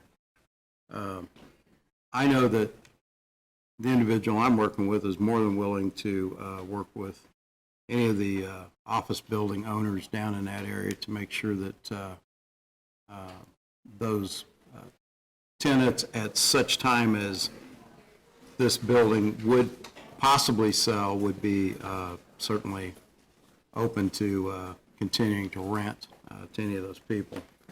One of the concerns I mentioned last week was until we actually have control of the rents, I personally, just looking at it from the sidelines, would say we probably should not spend large amounts of money on this building until we control those rents. And we do own this building, so it was said last week that, well, we'll own the building once we do that. We own the building, we, the city, owns that building now. Those are just some of my concerns and some of what I wanted to say about there are other possibilities down the road that you can sell some of these buildings and not have to deal with the large amounts of repair because it puts it on the new owner to do that. And if that's a bona fide buyer that is capable of doing that, I would certainly suggest that as a alternate to spending a lot of money on these buildings, especially ones that you own fee simple that you have the possible ability and right to sell them if you wish and keep the city from going a lot deeper into debt. Those are my comments. Thank you. Thanks, sir.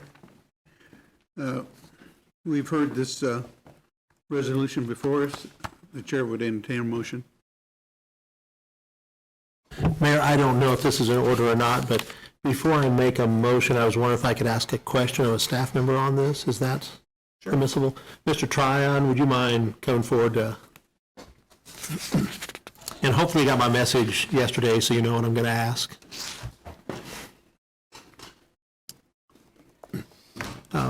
The city recently had, I think just in the last week or two, had an RFP or an RFQ, whatever it is. RFP. Thank you. For people to either manage, and I don't know, is that manage or is that perhaps also offers to purchase some of these? Was that? We have entertained offers to purchase or manage. The responses that we received to the RFP, which closed last week, which we'll be summarizing in short order to the governing body, we did not receive any offers to purchase the garages as part of those submittals. Okay. Okay. Do you know when you will have a recommendation on that to us? I wouldn't presume to make a recommendation to the governing body. We will be summarizing those either at next week's meeting if we can turn that around quickly enough. The responses were quite lengthy. We received 6 different responses, all very detailed. So we will be summarizing those as quickly as possible and getting that information to you. We are hoping for next week, but that may be something that has to be delayed further. That's not a decision we've been able to make yet.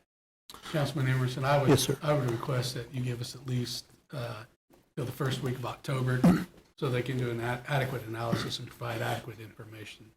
Sure. Thank you, City Manager.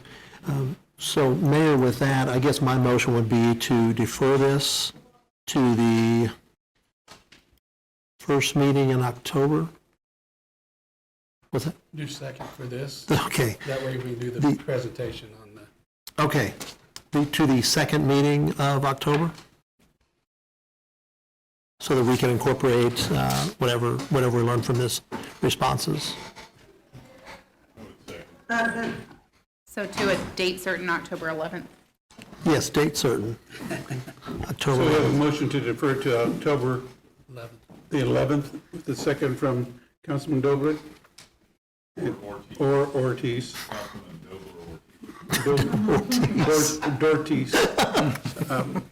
So we have a motion and a second. Any further discussion? Deputy Mayor and then Councilman Dobler.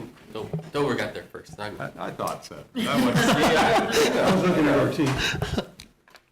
So I guess I really support this deferral. I know we need to quit putting this question off, but to me, it's clear we have three choices. We can fix this garage, which we're talking, I believe, a budget of $5 million roughly. Fix it, own it, lease it, whatever we're going to do with it. Secondly, the second choice would be to tear it down. That's going to cost us $2.5 million.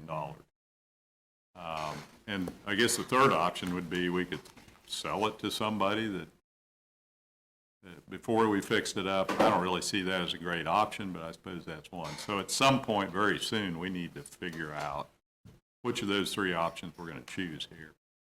So I think getting that information, all that information at one time will help us make this decision. I guess I question, and we're not going to do it tonight, but I question putting $600,000 into a garage if we don't know exactly what we're going to do with it. So I'll be supporting this motion. Thank you. Okay. Deputy Mayor. I guess I'll support the motion because the members of the committee who brought this to us are the ones who are now suggesting this change. I guess what I would just throw out there, maybe my confusion is, I don't think we're going to tear it down. I don't think we're going to sell it. I think at some point we may look at management options. One of the rationales, which I agreed with last week for approving the Uptowner, was we're going to continue to own it, these are necessary, immediate needs that need to be addressed. It only increases the value. So I guess I'll support the motion because you guys are on the committee that brought it, but I just say I don't see a problem if we think these are immediate needs, putting off another month, getting the process started to get those fixed. So that's all. Okay. Further discussion? Councilwoman Hilder.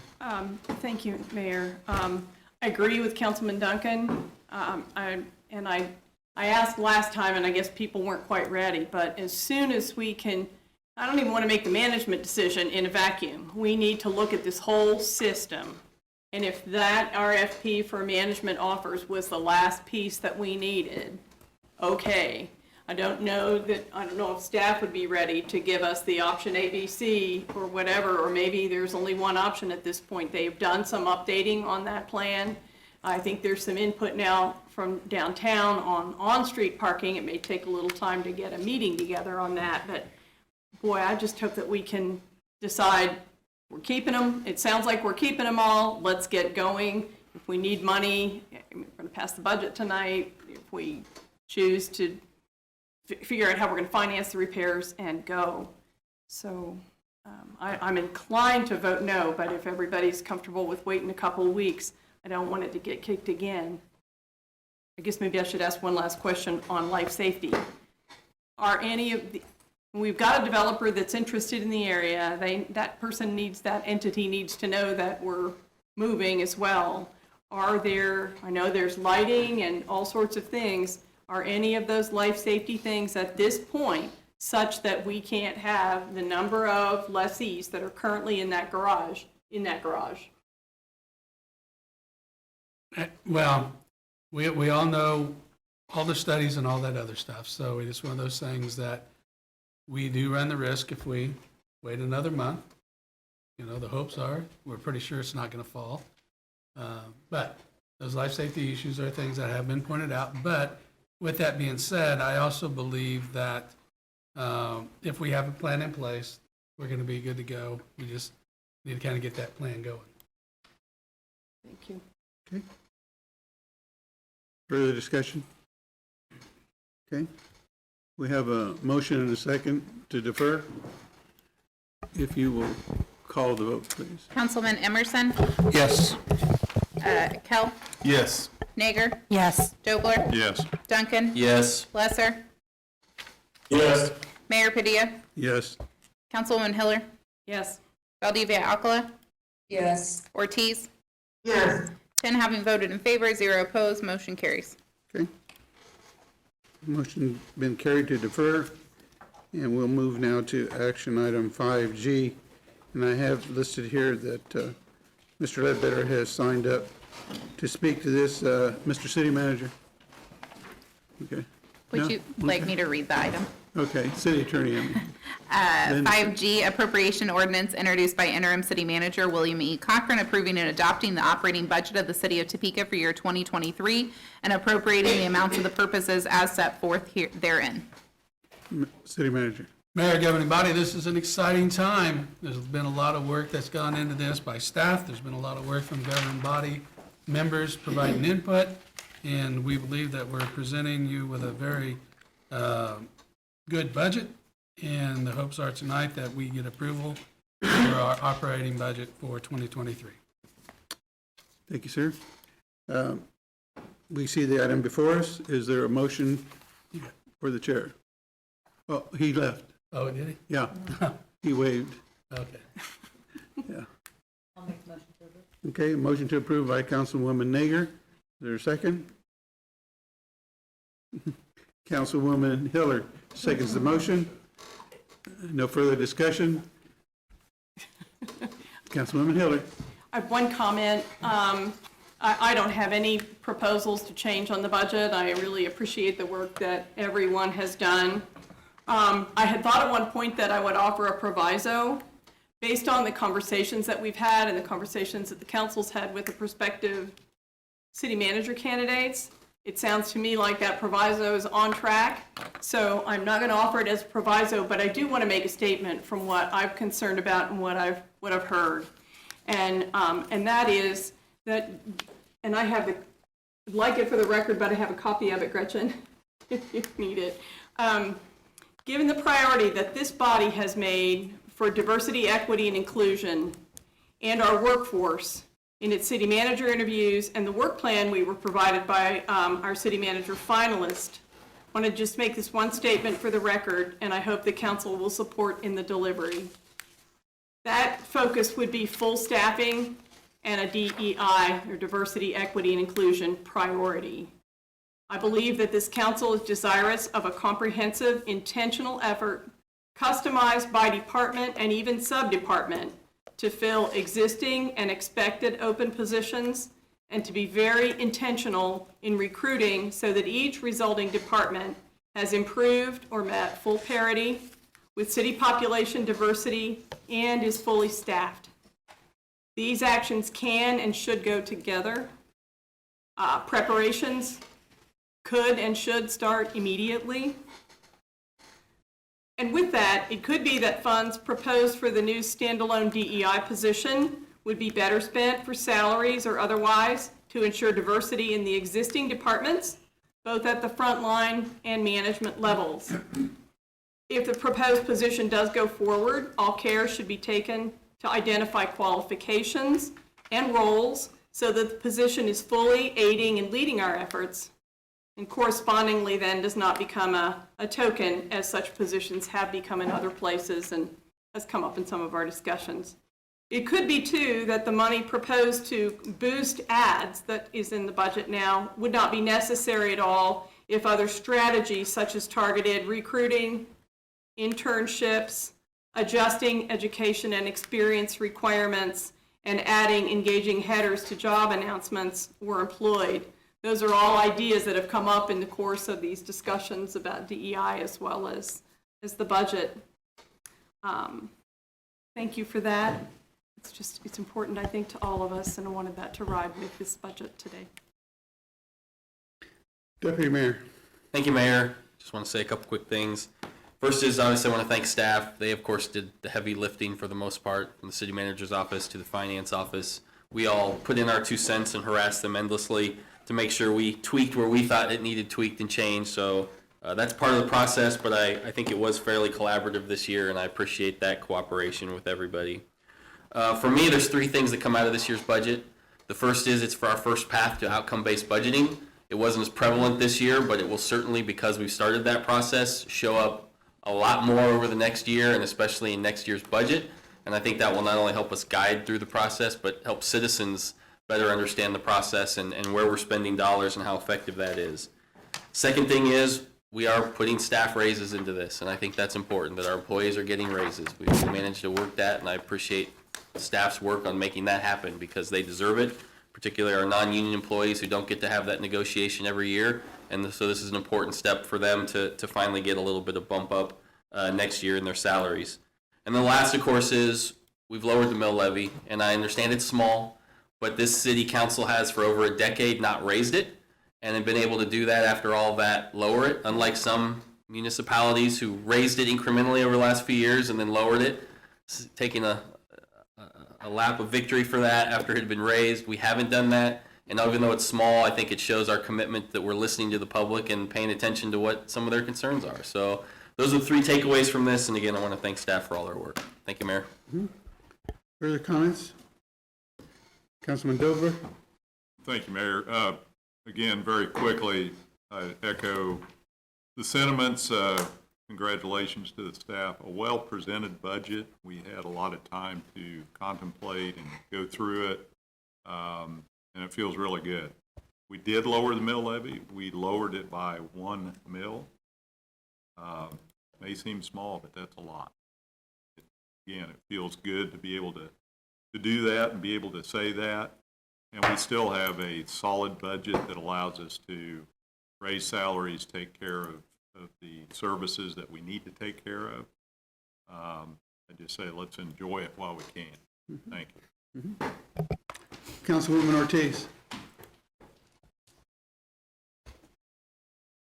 Thank you, Mr. Mayor. First, I wanted to thank staff for putting together a very good budget. It was very well presented to the constituents, and they involved them. I had several that mentioned that they really appreciate just being able to ask questions and to understand. The only thing that this budget is missing, there is something that it's missing that I've had for years serving on this council. And that was the 3 o'clock, 11 o'clock, and 12 o'clock hour that we're trying to pass this budget. I don't know if any of you guys would remember that, maybe Neil. So that's the only thing that's missing in this budget. And I'd like to say thank you for leaving that out of the budget so that we can pass it tonight at 7:40. Thank you, Mr. Mayor. Thank you. I think we all appreciate that effort, and I would echo the comments made, and I'm sure others would say the same thing, is that I think the process, I know even for me, from coming on the council, has improved greatly. And it's been easier to digest, easier to understand, and easier to get involved with if you have questions. So my appreciation to all of the Finance Department, and in particular to Mr. Wade as the Director of the Finance Department and all of his staff, for everything that they have done. I think the council themselves have conducted themselves well in asking the questions that were necessary to get us to that point, so I thank them for that. In response to Councilwoman Heller, it was my suggestion for the DEI person, and it has never been my intent for it to be a token position. I think I've made that clear.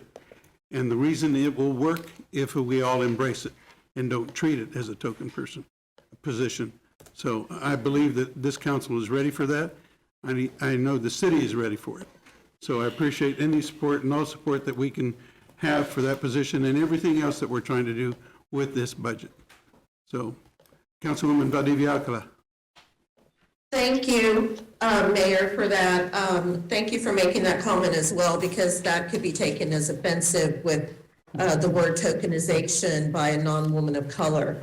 But at any rate, I do hope that with this DEI, that we also, the DEI position that we're looking at, and which I believe I can support, is in the future, in the year to come, that we also have the bravery and the commitment as a council to deal with, again, what has been stated by the CDC, by, Harvard Public Health, by so many entities of racism as a public health crisis.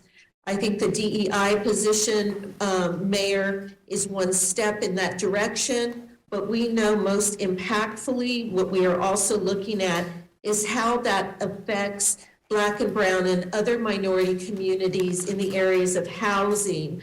I know that we can't change up on a living wage, but we can make sure that where we're going to having a living wage within the city itself, and so many other things that we can include. So yes, thank you to everyone for all of the work that went into the budget and how accessible it is when you have questions or concerns to get the answers that are needed. Thank you, Mayor.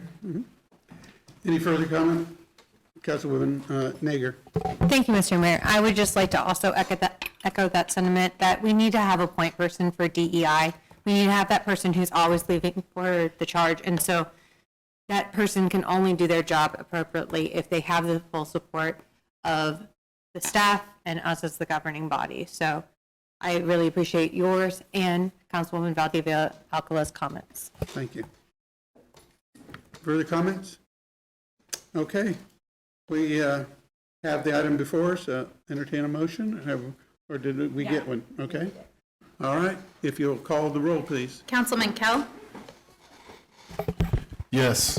Nager? Yes. Dobler? Yes. Duncan? Yes. Lesser? Yes. Mayor Padilla?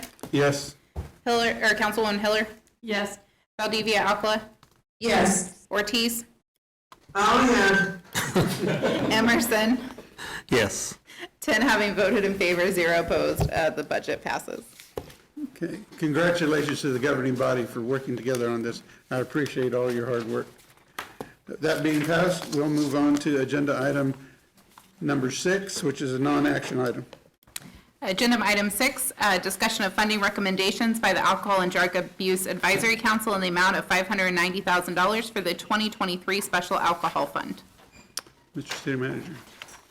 This is approve the allocation of the funds, and so that's about all I got. Well, any questions? There's no action to be taken tonight, or is there a presentation? Looks like it. Sir, would you identify yourself, please? Don Crowder, I'm the chair of the Grant Review Committee Okay. for the Topeka-Shawnee County Alcohol Advisory Council. Just a quick review. We use the same grant application process we have in the past. We use the same scoring procedure. We do a grant review committee.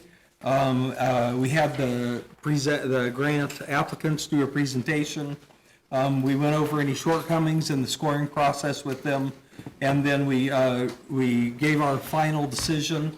And there was an appeal process. Nobody chose to appeal our decisions.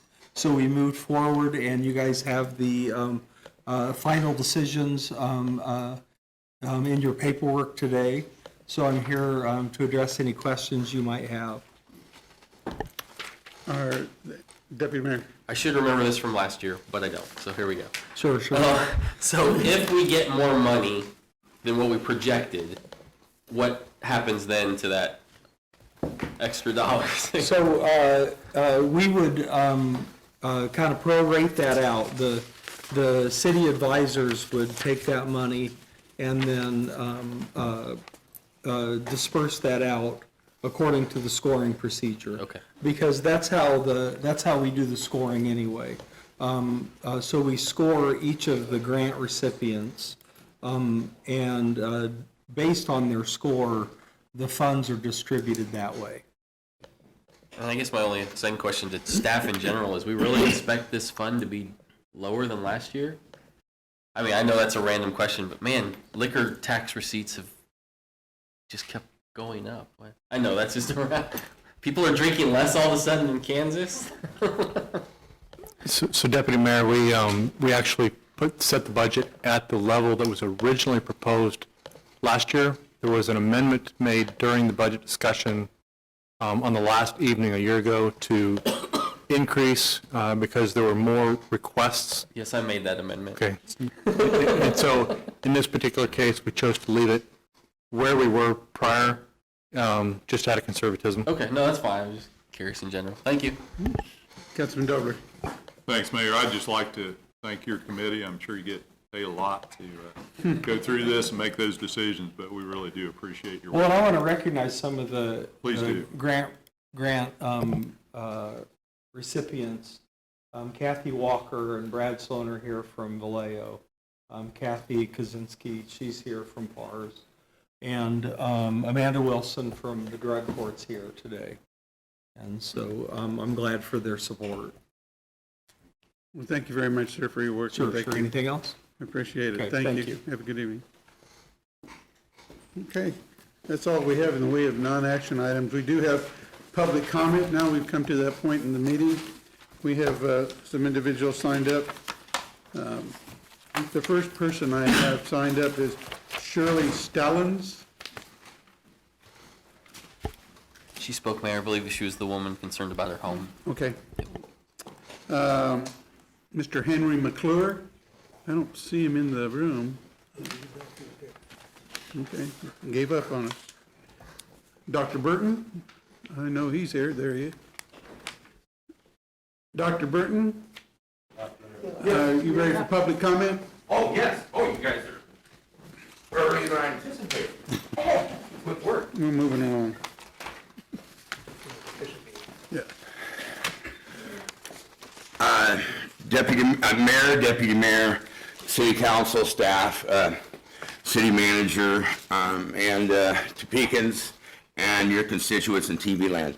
Thank you guys for your precious time. I'll try not to waste it. Tonight, speaking of the city's policies surrounding homeless, I got 2 primary points I want to bring to you. Number 1, the unfortunate bulldozing incident. I want to touch on that, but I don't want to dwell on that because really what I want to talk about is acknowledging the city's private and partner adoptions of outstanding evidence-based policies and programs regarding issues surrounding the homeless. First, I want to be clear that I fully support the letter of demand, which I anticipated you would receive before me, but we're out of order, so that will be forthcoming. Again, it's an unfortunate incident, the bulldozing that took place behind the mission in May. I do want to say again that it's certainly regrettable, and I hope it's very regrettable for the city. Bulldozing a response by the city is preventing really any trust developing from the homeless community. The way you can fix that trust is by addressing the forthcoming letter of demand. There's a list of those demands, I believe. Mr. Hillbilly is going to read those to you. If not, you can certainly find them in the letter. But second, I want to applaud you guys as leaders, your city employees, private enterprise partnerships regarding the city's current policies and programs impacting Topeka's homeless community. Again, to be clear and unequivocal, it should be known to all in the city that the city is running some of the most effective, evidence-based, and time-tested programs for the homeless community in the country. And I want to applaud you guys for that. I've told you guys that I'd come here when you do good and when you do bad, and you guys are doing really good here, and I want to let you know that. I'll let you know that by three programs and policies you guys got going on here. First is the brand new policy in our city that's now practicing housing first with shelter plus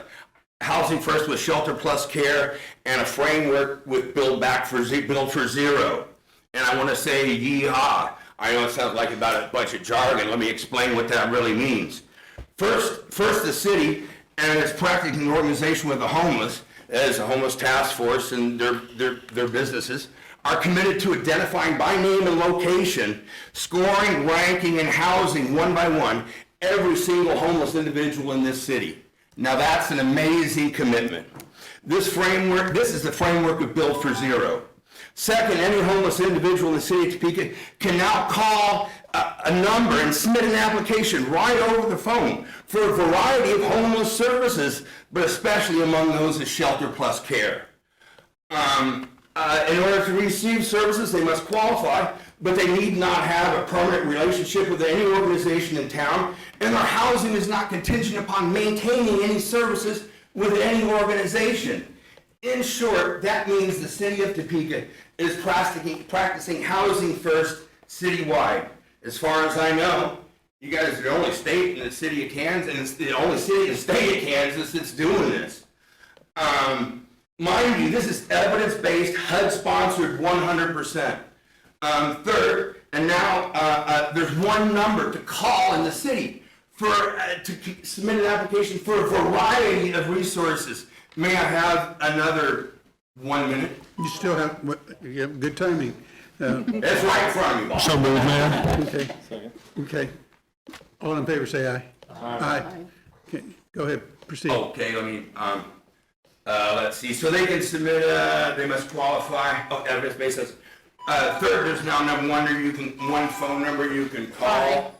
And it includes access to multiple issues of housing, including programs such as Rapid Rehousing and Impact Avenue, and many other resources for this population. Speaking of Impact Avenue, I mean, you guys saw the paper, no doubt, it's your city. 300 kids? I mean, are you kidding me? That's amazing. That's absolutely amazing. I believe it didn't even count the adults that are involved here. I mean, what a program. Carrie Higgin runs a great program. Obviously, a very effective program. Again, city leaders, staff recognize an excellent program when they see it, and they work to implement that program. More of that program is an excellent example of public and private partnership.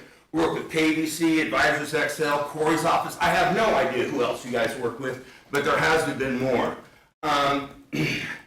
This is just remains an amazing piece of public-private cooperation. Again, 300 kids. All of this comes out of Corey Wright's office, Department of Neighborhood Relations in the last 3 years. Take a deep breath. How much more time do you need? I think I can do it in a minute, boss. I'm right here. Okay. I got one more point. Another request for a minute. Move, second. Only if, Okay. All in favor, say aye. never mind. Proceed. Okay, let's see. It all came out of Corey Wright's office, and this is just dealing with the homeless. I got no idea what the other does with the things. Another third great Topeka program, and I'll be short here because you guys know that, is the MAP program. And that's a cooperation between the Topeka Rescue Mission and Vallejo. And I can tell you that just being with the homeless community, I've seen a general improvement in hygiene that's just absolutely amazing. Again, another policy that's absolutely transformed the life of the homeless folks. I appreciate that. All this being said, the city, that you still need an organization like mine, Second Chance Street Coalition. The city that still doesn't have an organization designed solely to address the chronic homeless and severe mental health population and bring them off the street. You still don't have an organization that does that. Vallejo is primarily concerned with mental health. The mission is a large organization. 30 seconds. I'm narrowing it down. I got literally 30 seconds. I Okay. promise. Last one. All right. I'm done, Mr. Mayor, I'm done. I mean, unless there wants to be an analysis, then All those in favor, say aye. Okay. Why do you need such an organization? Let me explain. The vast majority of individuals that you see on the streets, your constituents complain about, those are individuals with serious health problems. These people will never come off the street without boutique care. What does that mean? The mission provides care for a vast majority of people. Vallejo provides care for the vast majority of people. They don't have time to handle individuals with serious mental health problems that require services delivered directly to the street. You need somebody with your new programs to go out and diagnose individuals in the street. They'll never make it to Vallejo at 7 in the morning for an intake. That's just not going to happen. So they will stay on your streets. You have a great set of programs here, but there's one piece missing. I'm going to retire in 5 years, and nothing's going to happen here if you Dr. guys Burton, act. I hate to be rude, but we hold everyone else to a standard of 4 minutes with extensions. You've been given that courtesy. Thank you for your presentation. Oh, yes, sir, I certainly didn't mean to offend. I was just suggesting we needed No, we expansion. just need to move on. Oh, yes, sir, thank you. I appreciate your time. Thank you all very much. Oh, thank you. Okay, next I have Daniel Walters, who only gets 1 minute because Dr. Burton took the rest of your time. Just kidding, you, but as a reminder, 4 minutes, sir. Okay, I'll try to make it less than that. Thank you. I remember a couple of meetings, last, appearance here, this lady right here, and Miss Ortiz, wherever she's at. I am homeless now because the city tore my house down. And, they didn't meet what they said they would do. They said they would take our personal property and put it up for 90 days. But I didn't do that.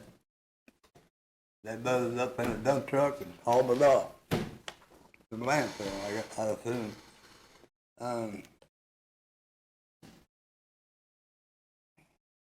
I can only speak for myself because I don't have the permission from my friends. I could be unhomeless, but I choose not to be. But I call myself housed because that's what you all expect.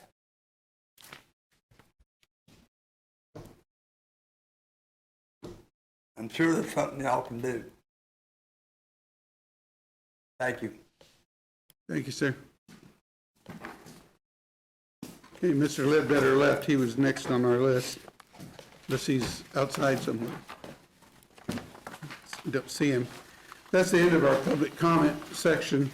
We'll move on now to announcements. City Attorney? Sorry, I had to get on the right thing. Mm-hmm. She just reads the preliminary agenda, correct? Pretty much. Sorry, I sometimes tune out during this part.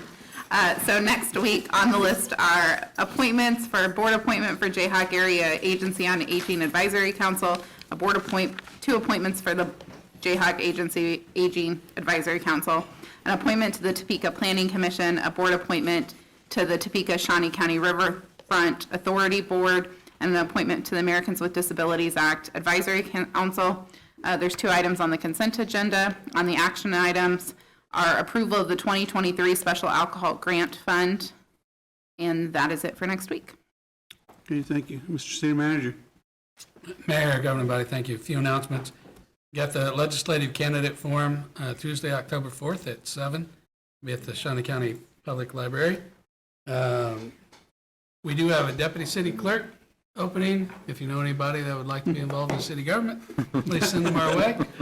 And more importantly, tomorrow is our first session with the Topeka Police Department public input session for the training academy, and that'll take place at Washburn Tech East at 6 o'clock. Thank you very much. Councilman Dobler. Deputy Mayor. No. Well, I started with Dobler, okay, yeah. Councilman Dobler, yeah. Thank you, Mayor. Just kind of a point of personal privilege here. I'd like to ask the Chief Wheelis to come up if he would, just for a quick second. I'm not going to drag this out. There was a interesting incident that occurred today that really kind of highlights the police department that we have, the outstanding police department, the men and women that work there. And Chief, if you could just take a minute and kind of highlight what happened today with a couple that's been on the run for a lot of years and how things ended up, I would appreciate it, and that will conclude my comments. Thank you. Thank you for the opportunity, Councilman. You guys hear me say it all the time. They do the work, and I sing their praises. We got a great group of men and women at the police department. Today, we had a big event that I haven't seen happen too often before. We got a tip on a set of fugitives, kind of a modern-day Bonnie and Clyde. Tipping my hat to Councilwoman Ortiz, the East Side historian, but a modern version of that. Been on the run since 2019. Federal fugitives from Tennessee, tied to crimes, at least alleged crimes. Keep it straight with the legal advisor here. In multiple states that have gone over the last several years. We got information they were in town because they had victimized some of our other Kansas communities. We were able to utilize some technology and some good old-fashioned police work located them, took them into custody without incident, and were able to then call the FBI and have a really good conversation about fugitives off the street of the entire country that have been traveling across multiple states and causing issues. And quite frankly, I couldn't be prouder of the men and women that work here at the police department, and they did a fantastic job, and so we took advantage of giving them a little credit. So they do the work, and I sing the praises. Thank you, Chief. Excellent work.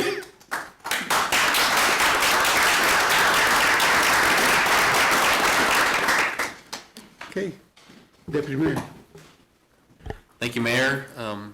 I can say this in public now because we have legal betting in the state of Kansas, but my over 2.5 wins for my Jayhawks are looking like a solid bet this year, maybe, so that may pan out a little better than when the season started. You want to toss it to the budget? Just wanted to give and I'll give another one next week, but we got all of the responses from the ARPA applications on the second round.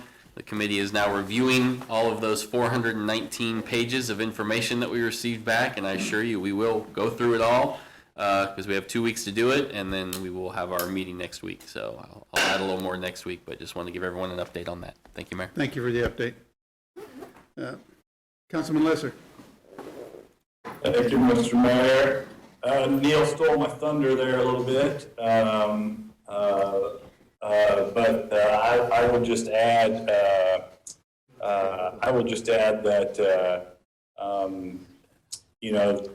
Chief Wheelis doesn't like us singing his praises very often. He's uncomfortable with that. But I will tell you, just as Councilman Duncan just said, it's obvious at the University of Kansas and their football program that if you don't have good leadership, you don't have anything in regards to your team. And we do have that leadership there. What he failed to say was he actually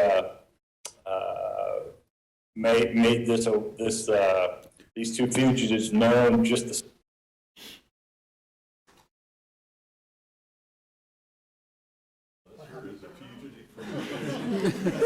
Somebody cut him off, that's my hero.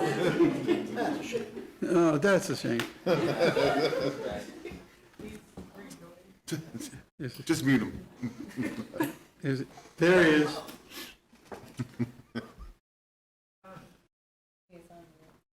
You're muted. You're on mute, Councilman. That should be his media photo. Sorry about that. There. Okay. He put an award out if we happen to capture these, if they happen to capture these individuals, of which we did.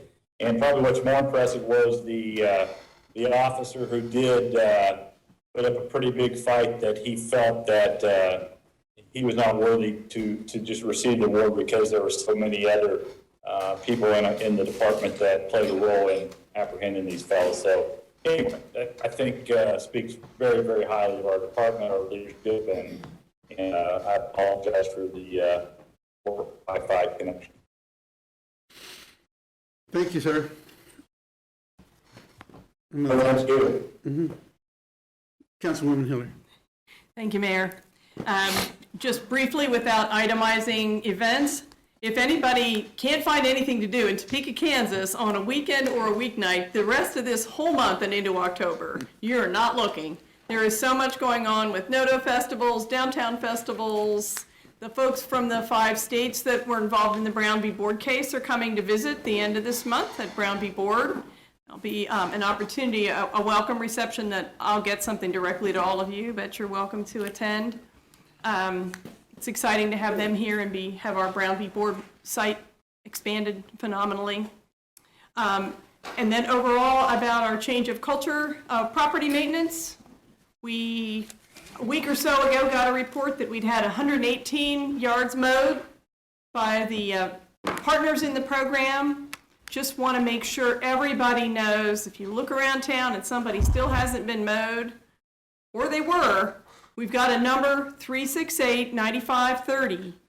And anybody who has mowed their own yard for the first time, who has mowed one for somebody else, can call in and get their name registered as somebody who took a first step this summer. If anybody needs help mowing, they can call that 368-9530 number. And if they want to volunteer to mow, they can call that number. It is not too late. We're running that mowing season through the middle of October. Thank you. Thank you. Councilwoman Valdivia Alcala. Thank you, Mayor. A couple of things. One, as I brought up before, as we have passed the budget and, we're talking about that everybody is saying kudos for a raise for our employees, which it's definitely something that we should be proud of. I keep thinking back to the housing study and the way that the housing study talks about a living wage. And while I know we don't have the expanse to get that message or to make changes across the city, I really believe that what we need to start having the dialogue about is a living wage for our city employees. You just have to go back to that housing study to see that a living wage in Topeka is just a little bit under $17 an hour. That keeps individuals from being housing cost burden. We know that historically the housing cost burden whole conundrum falls specifically more on Black and brown communities and lower white income communities. And so at least within the city, we can have that brave dialogue that we need to have to start lifting up the wages more. Also, I wanted to say with the Change in Our Culture Property Maintenance Program, a huge shout out to Omni, which has been a leader moving forth to be that example of what it can be to give in neighborhoods. And they have been doing an excellent job along with Gil Carter Initiative and T Squared. And I think that we started late in the season. And I know that we are going to continue to work on it throughout the year to start really intense and heavily when next spring comes. Also, I wanted to let the folks that may be listening that live in the Pioneer Motive Power Place, which is run by THA, I want them to know that I've heard their emails, I've taken their phone calls, received their letters about a number of serious concerns that they believe that they have with unanswered concerns on maintenance, with allegations of false eviction letters being sent to them and putting a lot of elders in a state of panic. I do want to let these folks know that I am still trying to get hold of Topeka Housing Authority. This, unfortunately, is the third or fourth time since I've been in office that I've dealt with this issue, and I don't know what it's going to take to ultimately resolve this issue. But I certainly hope someone at the higher levels of THA will have the consideration to call me back. And lastly, on this day of September 13th, I want to wish my mom and dad, Angel and Mary Valdivia, a happy 64th wedding anniversary. My brother, Agustin, and his wife, Michelle, a happy anniversary, and our goddaughter, Ihada, Mari Valdivia, happy 15th birthday. Thank you, Mayor. Councilwoman Sylvia Ortiz. Thank you, Mr. Mayor. I wanted to announce the Clean Slate Day, which is September the 15th, this Thursday, from 9 to 3 at Ag Hall. And I would do a Hannah, but this reading is so, you can't read it, so I'll read it. I'm not as good as Hannah anyway. She's not. But they have a spongemas that you can petition that they'll help you with. Appear at expungement hearings, only adult arrests, convictions, and diversions occurring in Shawnee County District Court qualify for the project. Federal and municipal court cases cannot be addressed through this project. But this is very important because there's so many people that cannot receive unemployment, cannot receive employment because they need diversions. First come, first serve. It's at the Stormont Valley Event Center from 9 to 3. And when I think about where the fugitives were, maybe they were trying to get to this. I don't know, but they sure didn't make it to East Topeka. If somebody would let the police chief know, they weren't Bonnie and Clyde material. Thank you, Councilwoman. Councilman Emerson. Thank you, Mayor. Probably as everyone knows, around Northeast Kansas, it's just a normal football season. Both Highland Park and KU are 2-0. So, Ms. Ortiz, I'm sorry about your school there. But as you'll have to admit, it's great to be a Scot. So I did also want to just point a personal privilege. My son's cross-country team, Shawnee Heights, they placed 3, including my son, in the top 10, and they won the Topeka West regional cross-country meet this last Saturday. So great job, guys. Good job. Okay. Councilman Kell. All right, thank you, Mr. Mayor. I have two items I want to address. One's happy, one's sad. So I'm going to go with the sad one first, try to get it out. This morning we lost Arch Ecker. Many Topekans know Arch as the voice of the Roadrunners for 10 years. But Arch was more than just the voice of the Roadrunners. He did a lot in the community, did a lot with the team itself. People know him from the dueling pianos down at the office and a few other places here in town. And Arch wanted to make himself speaking while he was here and dove into the culture and everything here. And we almost lost him about a year ago in a car wreck, and that's what kind of the complications from a surgery is. He had a heart attack this morning and passed. So Arch was a good friend of mine and to a lot of Topekans. So that was the hard part. Now, this Saturday is the duck race, and as you might be able to zoom in my tie here, it's got a whole bunch of ducks on it, and I told my wife I'd find a reason to wear this tie at a city council meeting. With it being duck race time, I found a reason. It is the 27th annual Sertoma Clubs of Topeka's duck race. You can go to duckrace.com to purchase ducks. The race will start at Saturday, September 17th at 10 a.m. and it'll conclude roughly an hour later. Ducks start at $1 for a single, a family's $5 for 20, a flock is $12 for 50, and an oodle is $27 for 100. And it helps so many different organizations, the Capital Foundation, Children's Miracle Network, the Villages, the Marion Clinic, Meals on Wheels, Head Start, LULAC, Safe Streets, KVC, Lifehouse, Ronald McDonald House, TARC, Kansas Big Brothers Big Sisters, Boys and Girls Club, Sheepdog Impact Assistance, along with other causes. So thank you for your time, Mr. Mayor, and that's all I have. Okay, thank you. Councilwoman Mayer. Thank you, Mr. Mayor. I don't have any signs tonight, and so we're fully out of signs. But I had 3 things that I wanted to bring light to. It is still National Childhood Cancer Awareness Month, and so please give money and support to a local community team, Team Blake, at foreverteamblake.com. You can find out more about their organization, what they support, what they are able to manage, help with, and you can donate there too. It is also the eve of Hispanic Heritage Month, which runs from September 15th to October 15th. And I just want to take this moment to really show my appreciation for our Latinx community in Topeka and Shawnee County, and for all of the Latino and Latina staff members here at the City of Topeka and our governing body.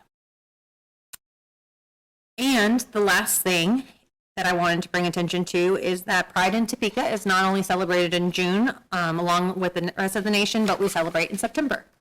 And so Pride Kansas has all on September 24th, has a Pride rally at the Capitol, has a festival at Evergy Plaza, and culminates in a drag night at TPAC at the end of the evening. The rally and the festival are both free, and you can get tickets for the drag night at TPAC at their website, pridekansas.org. Unfortunately, I will not be able to attend because we have a big family celebration that day, but just like I am very, very proud to work with so many strong Latino and Latinas, I am also very, very encouraged and supported by a lot of the LGBTQ community. I just appreciate what they do for us, and I hope that we're able to go ahead and show that same respect back to them.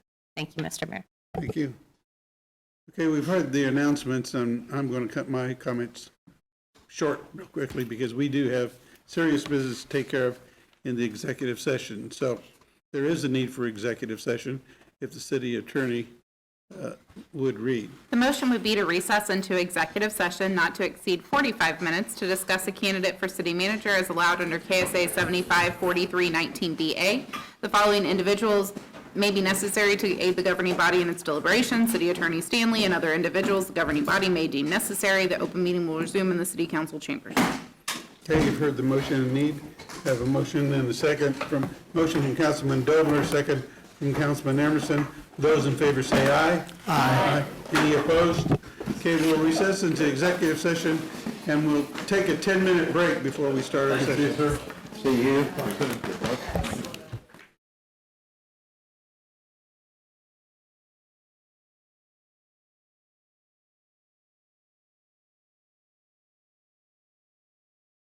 Okay, we're coming out of our executive session. We've had discussion, but no action has been taken.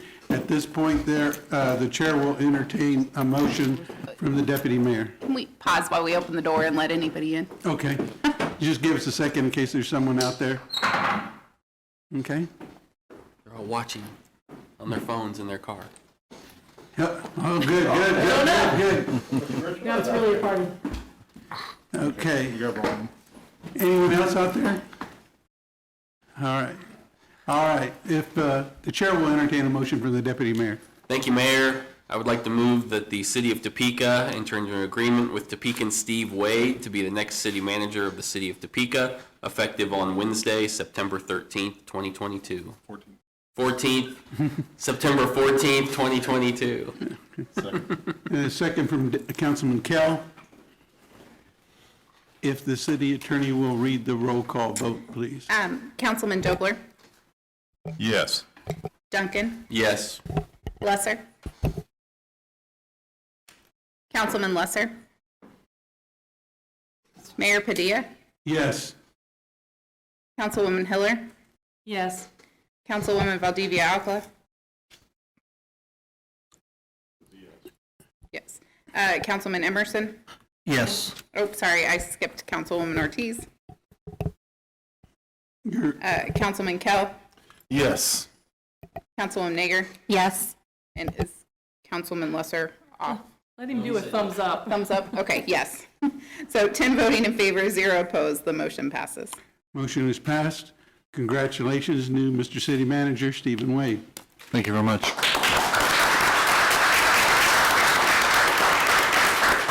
No further action coming before this body. I declare this meeting adjourned.